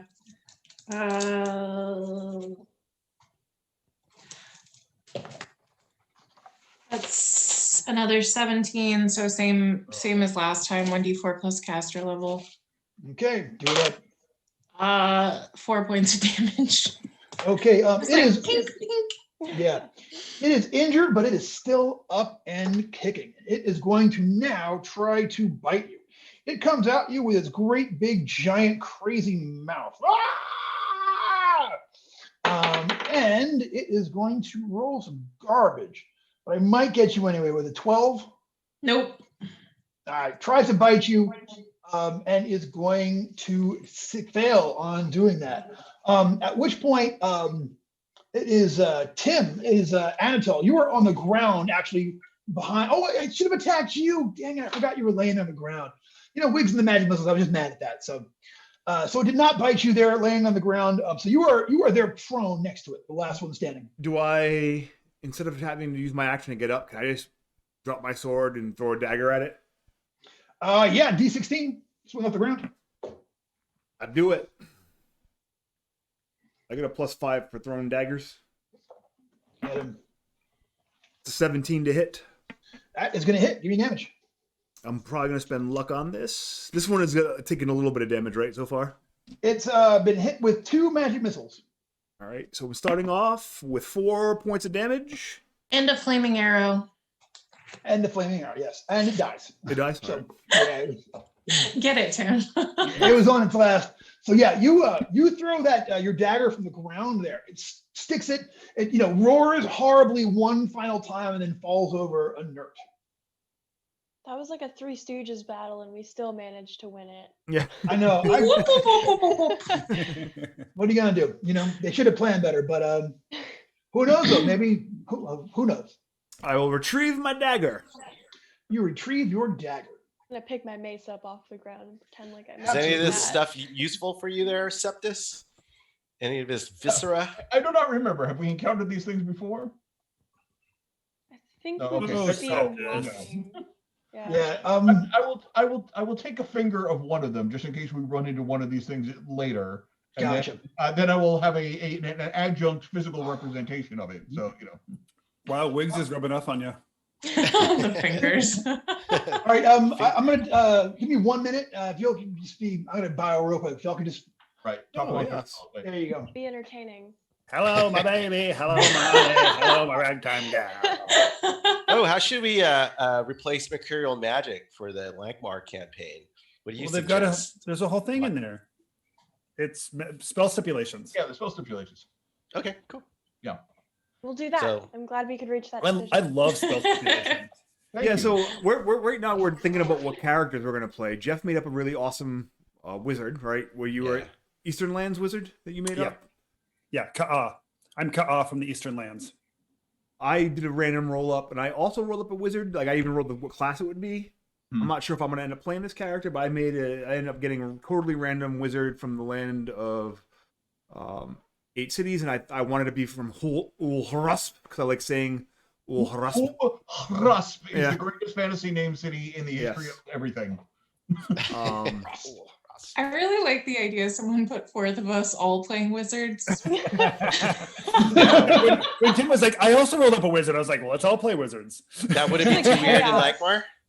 Bunch of No, it'd be a gang little weird. wizards? Yeah, probably would be a little weird. Yeah. I'd love And that. everyone hates us. Yeah, because I imagine because everyone we're would hate us. wizards Yeah. in Lankmar. So, like- Trail of destruction that follows us. I'm Yes. gonna write a custom. I mean, a more custom than adventure. usual. So when I learned Lankmar, at least for lower levels, and it's already kind of making it like wizards. Wizards are powerful to begin with, right? And then you have Lankmar. I've had a couple of, and it might even be in the rules, but I've had a couple of fights that could have been ended up being TPKs. But when a wizard gets off a spell, I immediately make the bad guys make a morale check to keep that that feeling of it being a low magic sword and sorcery. Like this dude just shot fire out of his hands. And that's terrifying, and they run away. So it already kind of it tips in the wizard's favor already, with being able to cast spells. No, I mean, I wouldn't even give them morale checks. I mean, it's Lankmar, man. If you're in Lankmar, you've seen some stuff, man. It's like, it's like somebody shooting fire out of their hands is probably the, like I said, the 7th strangest thing you've seen, in your life. You're like, oh, this is Okay. kind of new. Okay. And you'd be like, I was on the Street of the Gods the day that Icicle of the Jug burst out of that bar. I saw like an orangutan wielding like a whip, and it spoke 6 languages, and like literally, I saw a bald guy, rip a bed upstairs apart, and then because if you remember actually in Lean Time to Lankmar, they dismissed the entire encounter with Fafford and Grey Mouser at the end, and then a gray demon showed up and chased the god around for a while, and you get the feeling they didn't run away. They're just like, I haven't seen this before. This is Is this just me growing up on the East Coast? In my mind, Langmar are like as blasé as New Yorkers. You know, I mean, it's just.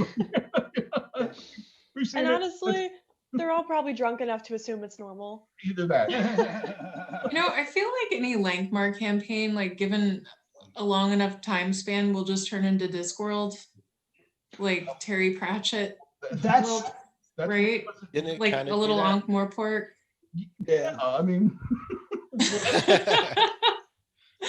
that's the whole rip off of Langmar anyway, so it just makes sense. Yeah. So- Yeah.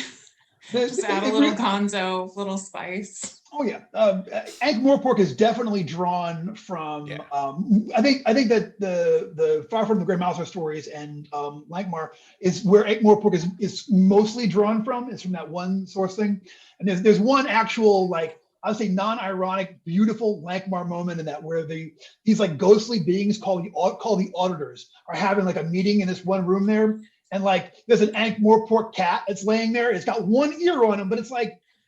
He's from Ankh-Morpork. He's not going to get upset because there's a bunch of talking sheets in his room. You just keep an ear on him, but he's not like whatever, So that's. I will give you this professional tip about Langmar. Play it long enough, eventually Wonder Woman shows up. That's it. Yeah. Or you go and meet Wonder Woman. One of the two. One of the two happen. We'll see how it's. I'm really excited about it, and I'm having to get over I had like Langmar paralysis for the longest time, but now I have run a Langmar adventure on 1000 Worlds Game Therapy, and I feel like I've broken the ice. I've done some work on the book, and I feel better about it. But this is me facing some big fears. I find Langmar to be so much more refreshing and freeing than running, DCC by the, as close as by the book as we run it. Because there's a lot more like, sure, why not? Hey, that's the most ridiculous idea I've ever heard. Here's 3 points of fleeting love for coming up that and entertaining my sorry ass for 4 hours. But the good news is that we're moving into Langmar Phase 2 right now. So that's actually when I'll be spending 2021 in it. So I would say, hey, I wonder if this works. Do I know anybody who could potentially play test this? Yeah. We're in. So and yet, hey, and if you're watching from home, y'all heard it here first. So you can watch Mike's ideas fail spectacularly live and in real time. Yep. I am known for ruining most playtests. I hate you, Haley. I destroyed an entire section of town in Jen Brinkman's Langmar campaign. Yeah. Or it was one shot. It wasn't campaign, but yeah. These things are going to happen. I think some points there'll be a fire at some point. All right. So these creatures are, they completely got three stooged, and with everything else, they are laying there dead. So do we continue on our way, or do we do something else, or? No, I mean, I think there's no reason to not continue on our way. We haven't. They came out of buildings though, right? Yeah, there are other buildings in town, but each one of them is basically like a burnt down shack. So they were kind of like came out of the detritus of these things where they maybe have been hiding, and sort of like staggered up towards you. They move very slowly. They have for as tall as they are, they have very short legs, and they kind of have this penguin walk. You don't see. You look around, you don't see any more coming from any direction. It's the open world, video game sandbox where like the house looks normal, but you go over and the door doesn't actually open. So, it's like, oh, I have to go find the actual place where I can interact with stuff, right? You can go look. I mean, I think it's better just to try and get out of this thing finally. I have a sneaking suspicion that lawful sword is the only thing that can cut through the web that's encircling the town. But I mean, cobweb is flammable, but we might also kill ourselves in the process. So, gotcha. If we're going down. We are going down in a literal blaze of glory. Yes. That would be a spectacular end to our characters. How far are we from where we think the edge of the web hits the horizon? You can clearly see where the webs hit the edge of the horizon. We'll say from the point where you got attacked, you were about 1.5 miles away from the web wall. Okay. Shall we skedaddle? I think so. Yeah, and I like that idea with the sword. All right. You make your way over there. It gets you know, like that intense bug smell gets worse and worse as you get closer to the edge of it, until finally you walk all the way right up to the edge. The web tents the entire town. Its apex looks to be thousands of feet in the air and comes from the spinnerets of the colossal spider that straddles the town. The cloying, organic smell of too many insects in too small a space gets more intense the closer you get to the web wall. As you get closer, you also see that the web isn't stationary. It twitches constantly in an irregular pattern. It looks much brighter on the other side of the web, but perhaps your perceptions are colored by hope. Here is lawful and can use a sword. Not it. It's a two-handed sword, right? Yes, two-handed lark skull sword. No, I mean, And I'm neutral. lawful, I could certainly do it for a round or two. I wouldn't replace my axes with it, but It's big enough to you. It would be unwieldy. You'd be rolling a d16 with it, even using it two-handed. that's fine. If but I mean, I wouldn't be using it for anything other than hacking at webbing. So, What if we give him a boost? am I the only one with a lawful alignment? no, I'm lawful as well. I'm the same though. I don't have. It's not in my weapon trainings list. I would have to. It would be like at a penalty. Is it already? But it would be lawful, like or hitting is a it- wall, right? Yeah. I'm neutral. I don't mind taking a swing with it. I'm sure it could. Here, just Yeah, give it to me. I'm just talking about using it in general. You wouldn't have to be. Yeah, Yeah, it's hitting a wall. It's not like you have to make a. I stick the rune blade into the dirt and say sorry, and then feel I'll the grab contempt. that lawful sword, Yeah. and I'll take a chop at the webs in All front. right. of You know I what? assume You it's can, thick. yeah, big time. You can just go ahead and roll damage for me, and D10? roll your D die. Yeah. D10. Okay, I know what this is. Okay, so tell me what you get total. I rolled a net dirty 10 plus any modifiers that thing has. Okay. So you slash a hole in it. Okay, you can definitely see through it's the slash. It's big enough to where one of you could like rush out, but you also see that it's already starting to repair itself. It's like shrinking down, but you can see outside of this place. Like you can see the edge of the swamp where you came through.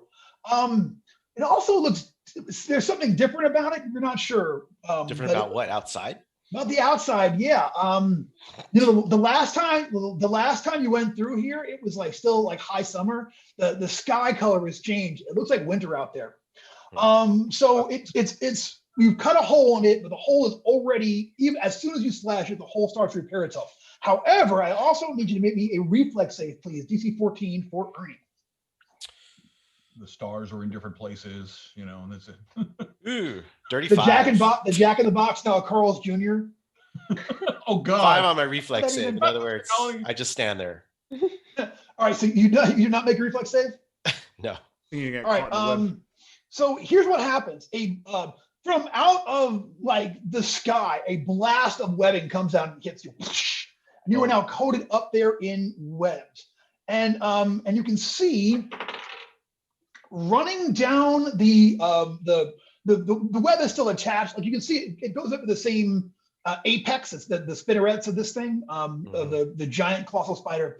And you can see literal thousands and thousands and thousands of spiders coming down this web at you. Hell Gross. Yeah, they look like regular size spiders, but there's an many of infinity of them. There's so many. It's like a carpet moving towards you. Yeah, regular They sized all- spiders are still terrifying. Yeah, I Come really on. am just not All supporting right. this. How strong are these webs? What does it take for me to rip out of them? We fix. You can go ahead and give me a DC 16 strength or agility check. But here's the thing. So the breach is starting to close. Is anyone going to pass through before the breach closes? Yeah, I'll hop through. All right, Forrester, you hop through to the other side. Okay. Once you get over there, like you're like, wow, you're outside. You're in the swamp. You look around. You can't see anything. You can't see the town, the webs, or anything. The spider, all that's gone. You're out here all by yourself, out here in the middle of like just the swamp. All right. Well, I'm gonna go ahead and sit down on a wet rock and start chewing on some salt rat until my friends join me. Gotcha. All right.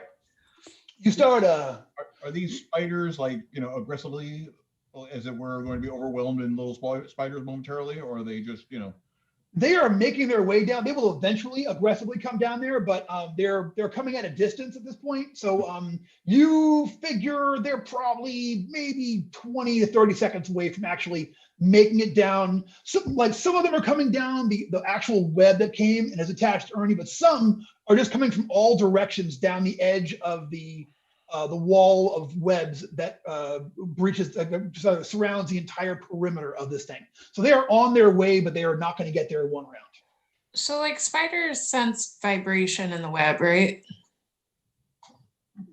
I think So if I took a big handful of fingers out of my basket and just like threw it up on the web, they would That be would like, totally "Oh, work. living creature is too numb."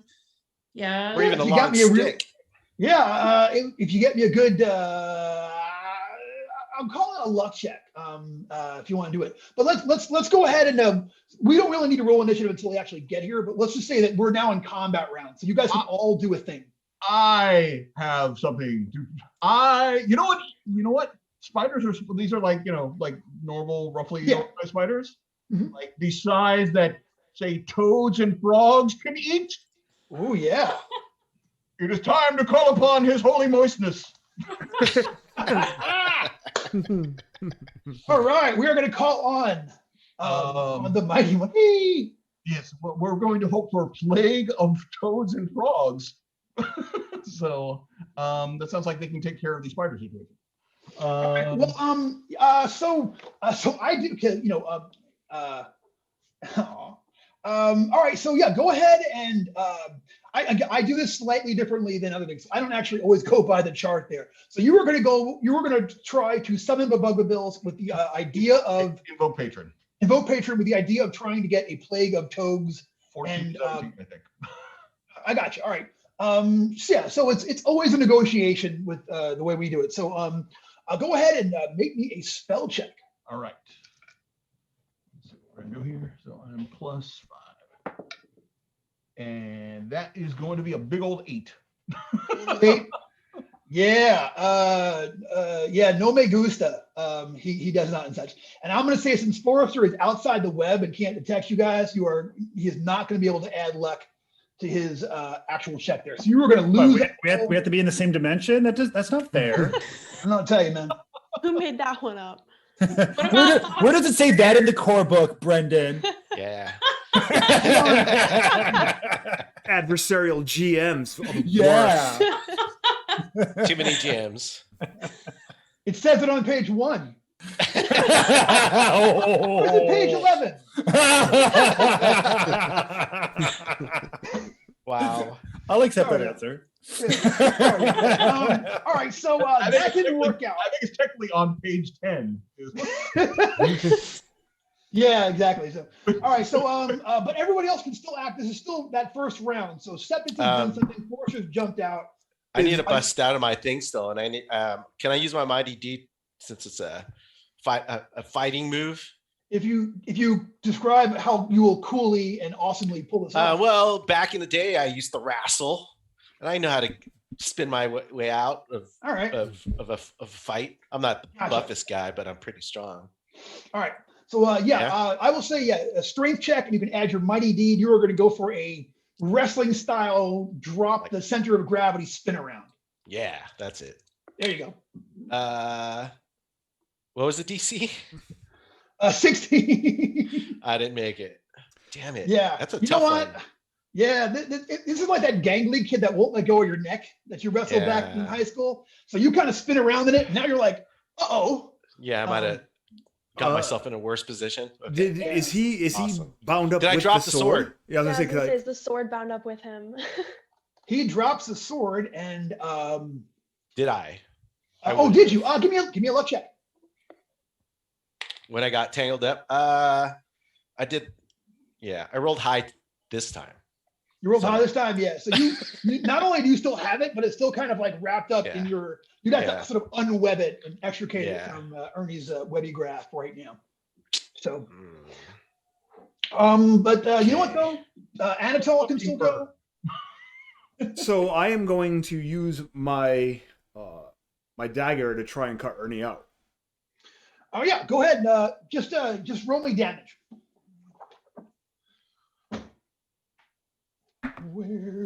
I got 4. And if that doesn't look like it's gonna be enough to cut him out, I can spend some luck.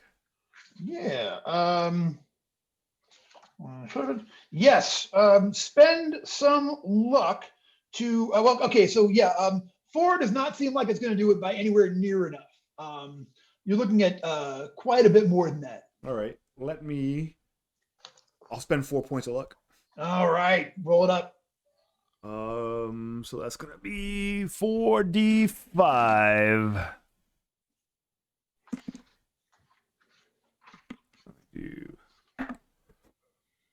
7, 12. Boom. All right. You, 13. yeah. You know what? 15. You get lucky. You get lucky, and as Ernie turns, like he turns right into the blade of like the where you have your knife there, and you just kind of like unwind him out of it while cutting a ribbon off of it. And Ernie, you find yourself freed in round 1. So Phoebe, you can still do something this round before we get one round closer. What are you gonna do? Yeah. Does he drop the sword when he's freed? He could if he wants to. It's probably best for me to keep it and keep working. Okay. I'm gonna cut. My next move is I'm shield. just gonna keep cutting a hole. I'm gonna keep cutting a hole. You try to slow him down, and then All right. and somebody get ready to jump through next, or unless Forrester wants to jump back in. But Carmen, did Wiggs have an idea? You had it looked like you had an epiphany there for a second. It looked like you had suddenly realization. Do you have an idea? What, like just now? Yeah. No, I was worried that maybe every time we open the web, it goes to a different dimension, so we wouldn't always land in the same one. Oh, that would be cruel. Stop the press. one way to find out. No, don't do that. Please. Joseph, for second printing, I have an idea. You wind up on Immigrant Street. Dun, dun, dun. Yeah. Brendan, do I see this new portal open or no? I haven't done it No yet. one hasn't done it yet. So. Okay. All right, I'm gonna get ready to jump through the next little. All right, so you are going to be ready to leap through next time. All right. Yeah. So it is Congrats. round 2. The spiders are not there yet, but they are on there. Oh, Wiggs, what did you do this round? Did you actually throw fingers up there, or? Yeah, like a handful out of the basket at the oncoming spiders. Gotcha. Give me a luck check. Remember the D20 roll low under your luck. Okay. I used to play with those trapdoor spiders all the time. Just like take a twig and touch them, and they'll jump out and get really disappointed and go back. 2 under 18. Okay. I will say that your fingerish, it's going to cost you 6 fingers. But I will say that your roots, they all kind of cluster around that. And that is going to buy you 1 additional round before they arrive. Cool. All right, so it is now the next round. This round, all the spiders, like en masse, they kind of like sort of all of them, like in a huge big game of follow the leader, sort of like make an arrow, the whole mass of them going over to where Wiggs threw her fingers up there into the webs, which now they're all sticking there like, that should have been the cover. All right, so they are still up there and they are still coming. So this round, everyone can act again. So are you going to try to make another slash? Green. Yeah, I'm gonna make another slash, but this time I'm gonna use like a mighty deed move to be ready for the next blast that I'm sure is coming my way, because I know I'm gonna be triggering this web. All right, and I'm like watching him, and as soon as he strikes, I'm going to throw a flaming hands at where he's going to strike. Same. Okay. Perfect. Yeah. Perfect. All right. Is anyone else going to do anything like that? And be careful. Yeah. Whoever's. Yeah, I got this. Opportunity for somebody to jump through. Yeah, Haley's going to jump through, right?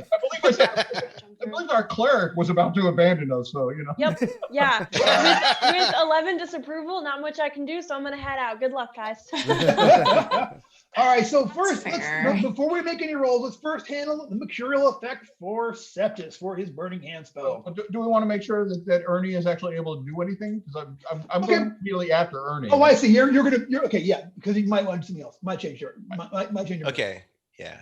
So All right, so go ahead and you are going to go ahead and with your mighty deed, you are going to try to be prepared Defensive, for basically. Yeah, defensive. Gotcha. All right, go ahead and make your Just the attack deed? roll. Tell me what you get your deed. Yeah, just the deed and then damage. Okay. For damage, an 11. Oh, 12. Wait, I'm using the lawful blade. So dirty 11 for damage. Okay. All right, cool. Gotcha. Because I don't know what the blade does. And then for the deed, I rolled a 3. Okay, so I will give you on a 3. I will give you a +2 on your reflex save for this. Okay. For this blast, but That is what I wanted. that is a better slash. You have now made enough of a gap in there that 2 humanoids can get out this particular round. I think Septus is going to catch it. Yeah, on fire. and Septus, go ahead and catch something on fire real quick first. Oh wait. Oh, also 78 for the mercurial effect, which might be the hey, look at me, I summon up the darkness of the universe again. does Forrester see us? 78. Who's the? Give me a luck check, Forrester. Not looking in the right place. Yeah, with my current luck, I must be just chewing on some salt rat a little too intently. Yeah, you don't see them. It's mentalism. The wizard can cast a spell using ESP alone, need not move, speak, breathe, or use other material ingredients to evoke the effects. That's fantastic. Oh. That's great. Suddenly I become Drew Barrymore in Fire. I just look at it. Hey, Charlie. Wow. Dude, good reference. Girl. I love it. So go ahead and give me that spell check. All right. And that spell check is going to be a 16. Okay. Fire damage of a 16 for flaming hands. Bruise a single target for 1d6 points of damage. All right, go ahead and roll that up for me, please.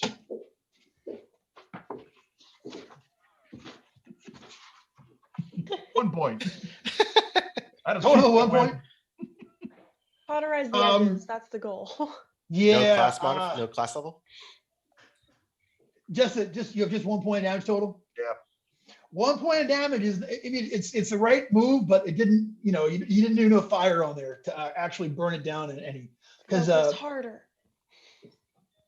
Yeah. Unless you're gonna burn some luck down. Oh, you already rolled damage for it, so it does not. Yeah, that does not. It's good for lighting a cigar. And you know, does not do any additional. However, spider. Tell your friends. So, Ernie, you, however, have cut a big enough hole in this thing where 2 humanoids can escape through there this round before it shrinks up. But also, go ahead and give me a reflex save, add 2. Ooh, nat 20. Yeah. Another bolt of webbing comes down, but you knew it was coming and got right out of the way and does not make contact there. So so the gap is there and 2 people can get out. So Phoebe, are you going to head out this round? Yeah, I have no sharp weapons and I can't cast, so I'm just Gotcha. gonna get myself hurt. You get outside there and it's the same situation. We're like, and you actually see like Forrester, but he's like you know, maybe like 100 feet away, like you know, down a little ways. If I turn around, can I still see like the gap? Yeah, you can see. Too? You can see it, but you can also see it disappearing. I hate to say this, but I have to say, there's all these personalities I'm responsible for, so I'm diving out too. You know, I'm gonna save like 11 people. You know, it's like, All right. Yeah. So Septus dives out, and he's the other one that can get out before it actually seals up. So left inside is Ernie, Wiggs, and Anatol. So Wiggs, your turn. Does the fabric of the web look something? Does it look like I could like keep it open with a grappling hook and rope and just like pull it aside? Because I'd really like to do that. Give me a yeah, that's interesting. I will say you can do it with a strength check. It'll be you'll have to do it every round to keep it open. Okay. No one's ever tried this before. You can go ahead and give me a DC 13 strength check. You're gonna throw your grapple in there and try to like, you know, yank it open. So do it up. Help from the other side if it hasn't closed all the way. 15. How'd you do? 15. 15 doesn't. And you want to help on your side? Yeah, there? just from the other side, trying like use my. I guess I have like the mirror shield. Just like try and. All right. I will say that with you there and like and actually Forrest, you look over and you see like about 100 feet away. You see that you see Phoebe and Septus have both burst out of the web line, and you are over there holding, like, hanging on to the grapple on this side of things. So Okay. that will hold it I open. shoved the rest of the salt right in my mouth. It was a full mouthful of salt right. I go running over to help them out. All right, you start charging over there to make it over there. So so Septus got out this round, and Phoebe got out this round. It is going to be the spiders are going to be here in one round after this, but the holding it that way, that's going to buy, like, the successful strength check will buy you one more round that 2 more people can leap out of here. Who is it going to be? Like a bumper jack, do we? Someone needs to go. You did, Ernie. You're I'll point for Wiggs to go, and then even me, Ernie. I have a lot of luck that I can depend on to possibly. Well, 2 of us can go through right now. You know what? Ernie's at the sword. Why don't you and I jump through? Oh, Ernie, you're still muted. Jack, you're muted. Oh yeah, and then you guys help from the outside, and then I could jump in after. Yeah. Okay. All right. And then so, we burn it to the ground. Yeah, for real. Gotcha. All right. So so you 2 leap out. Phoebe is still on this side. Forrester is running up to come over and help. Wiggs has got it from the other side, but you now move outside. So the 2 of you are holding this thing open from the outside. So let's have initiative. Tim, you and me, spider versus man this round. You got to beat my 15. Me. I think it's No, Tim, Antal. Oh, okay. Oh no, Ernie. Sorry, it is Ernie. My bad. You got it. Yeah, roll me an Because initiative. you 2, those 2 jumped in. Yeah. 15. Well, 18. Okay, so you can go first this round before they go, and this thing is being. Let me give you one more strength check for. For you got no. This I'm is the your only extra one there. round. Yeah. I beat the spiders. Yeah. So Indiana Joneses. Dun, dun, dun, dun. And I saved my hat. Yeah, he grabs his hat before he yeah, I will say that you guys are Ernie is able to leap out of there with the 2 of y'all doing it. I will say that the when the thing closes up, your grapple disappears and it sucks that rope up like spaghetti. So the rope and grapple are gone. I already crossed it off my sheet. I really have to get a new grappling hook in the next town. Gotcha. But yeah, you guys are all now outside. It is winter. The last time you remember not being in town, it was like summer, like high summer. But it's much colder than it was before. When it was before. You look around behind you and you can see nothing of the web or anything of the town. If we like touch at it, do our hands just? Yeah, you put your hands there where it was, and it's just not there. You don't feel anything. Do we recognize that that's where the town used to be? Around this bend or whatever down? It's just a swamp. Yeah, you look over there, it's just swamp. And like, in fact, the physical geography of the town couldn't fit in this spot. There's too much water there. It would be half of the houses would be sitting in like in bayou looking water. Ruins that suggest a town was there, like nothing. Yeah, you don't nothing. see. Yeah, No you don't see. suggestion. No swamp looking Well, I place. dust off these cobwebs and I'm like, looks like we won again. Guys, that retiring. We don't freeze to death. I mean, we escaped. No, I but got we my didn't emerald exactly coat. solve the problem. Yeah. Yeah. Brendan, All right, looking so, around, do we have any idea of like geographically where we might be? I mean, I know we were near the bog. Yeah, you're not too far from where you guys went to where you fought the Croaking Fane. You look like you're a few. You would probably march like a full day and a half. North, headed back towards Nine Towns after you left the Fane. And you think you're still in that area. You're still, if you head north and east from here slightly, you will eventually hit back up in like about another 10 days. You'll hit Nine Towns. I was kidding before, but I want to look up at the stars and make sure like everything is where it's supposed to be.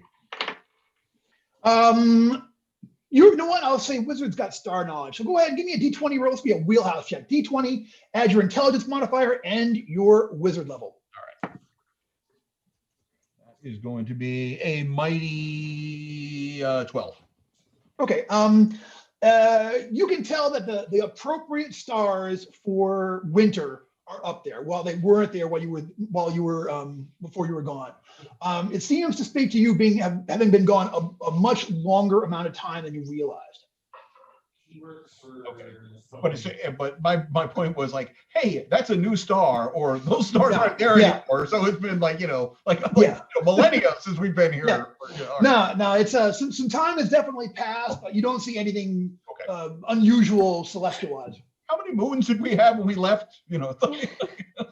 So my only concern is, so like when Forrester got out of the web, he landed in one specific place, and Ernie cut open the web again, basically in the same place. But the next people through were like 100 feet away. Yes. So this or did Forrest wander? No, he said he sat down and immediately started eating his salt rat. So my thinking is this place moves, and the faces said that we would never really escape the web. So like we have no way of marking where this town is really, and it might come and get us. That is a problem for later. That's a problem for future us. You're right. Yep. It's fine. No, that whole retiring thing seemed pretty great. It does, right? As we all know, the world rests on the back of a giant turtle. So what happens, a turtle probably walked an additional 100 feet between the time Forrester got out and we came out. So that explains the distance. So. That totally makes sense. Checks out. You put it that way, yeah. Okay, now, since we're back, do we think we're back in our normal realm? According to the stars, we are, right? Yeah, the stars look appropriate, and it looks to be about the geography where you left things off. Yeah. Are we getting some clarity? Was there ever a town here before in our maps? When you the last time you came through, you came up this path and looked over here, and here was this sunny little town that wouldn't even fit on this in the geography that you're looking at here. Half of it would be submerged in these like finger-like lakes that are sort of like streaming across the bayou. All right. Now, do you remember that I stuck the Runeblade into the ground and then took the lawful sword? Yes, I do. And then we stepped out. Do I still have that Runeblade on my back? You have the lawful sword, and the fate of the Runeblade is something we're gonna have to figure out at another time. But it's wait, doesn't it call to you? Aren't you like connected? Not really. We didn't really connect. Hey, you didn't like it so much. It wasn't really a connection. It wasn't the sword. It wasn't me. Dude, I wasn't feeling it. Wait till that sword shows back up with its new significant other. Yeah, smash cut to a 7-foot tall guy with a tiny mouth. That's why speed dating never works with weaponry. That is the reason why. It's just the dimensional thing. The distance wasn't working, I swapped the chaotic sword for a lawful sword. Phoebe, I forgot to mention this earlier. But I still have a couple of knife wounds in me from when I was crawling out of the tunnel. Any chance Shul wants to take care of that? I still have 11 disapproval, so maybe tomorrow. We need rest. Okay. Fair. Get you back tomorrow for that one. It's been months. We can all back up the fall and all the disapproval gone, like could be centuries, Yeah. No, all right, I'll get you back tomorrow. Okay. I think I'm gonna take a liberty here and fast forward a little bit. As long as you guys are still gonna make your way back towards Nine Towns. No, I want to spend lots of time wandering through the swamp, collecting swamp water. Well, let's roll some wandering encounters then. Is there a blacksmith? How that plays out. Let's head home. This has been too much for Phoebe. All right. So here is what happens. Okay. It takes you 10 days to make your way home. But the closer you get towards civilization, the more and more you start seeing familiar things. And you are very sure at the end of a week that you are, yes, once again, back in the realm where you began from. But how much time has passed, you're not sure of. You finally get to, you start passing through Nine Towns. Everything's a little bit different. Not just the fact that it's built up there for that people are prepping up for winter, you know what I mean? But just things are off. Everything looks a little bit skewed to you, and at one point you actually see one of the fellows that you rescued from the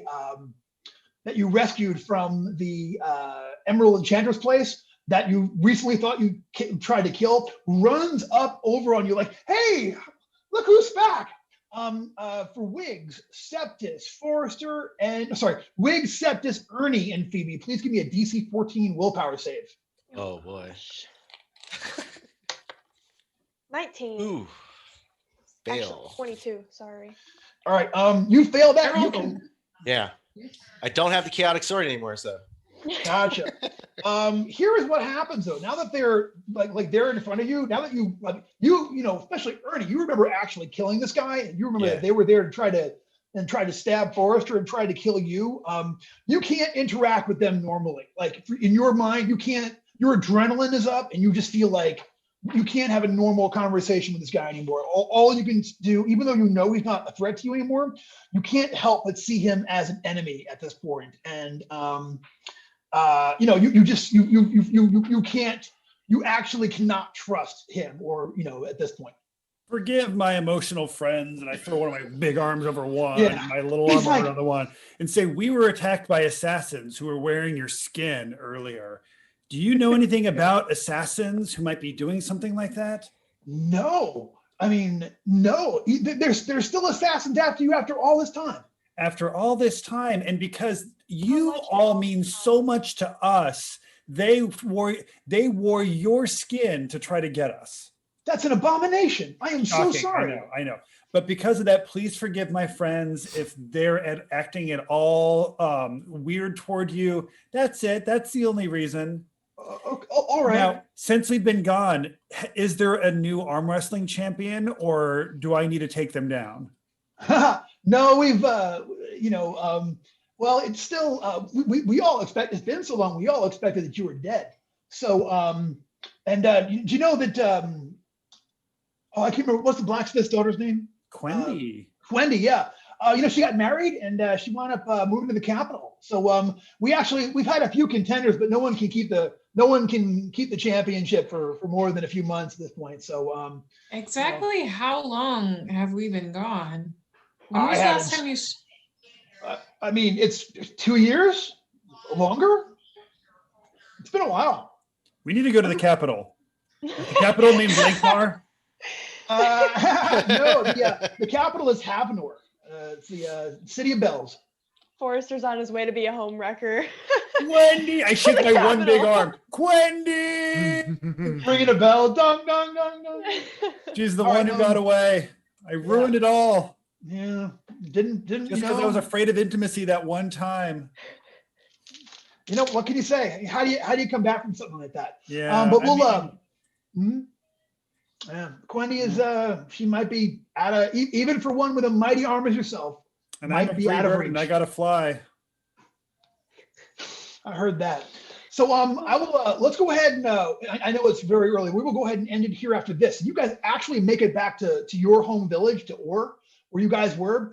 It looks very, very different. But the main thing that you guys see is that the Temple of Justicar that you left Tiamartha in charge of, it's completely changed around now. Like the all of the iconography has been ripped down from the outside, and someone has just scrawled on the outside of it. Now it says Temple of the Comet.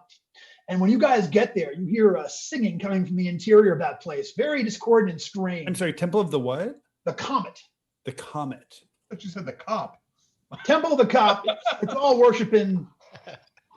It's all worshiping Lenny Briscoe from Law and Order. It's but we'll go ahead and you know what? I think it's probably a good stopping point here for all of us. But hey, thank you all for watching from home. Thank you so much for tuning in to our last episode of Blades Against Bandwidth for the year. It's been wonderful. It's been an absolute honor and pleasure and privilege to be up here and to run our game for you guys. Thank you all so much for tuning in. All y'all, thank you all so much for playing with me, my whole crew, and for Michael Curtis for coming here and being a part of our show tonight. Thank you. Thank you all so much. This is the most fun campaign, and I love playing it, and I'm grateful to all y'all for being my friends and for playing with me this year. So thank you all very much, and we'll see you guys all again in 2021 for even more fun. Thank you, Brendan, for making 2020 a little bit more bearable. Yes, thank you. Thank you If so I much. did that, then I've You're done all one at thing work. correctly. All right. Bye, all. Bye, everyone. All right. Thanks so much.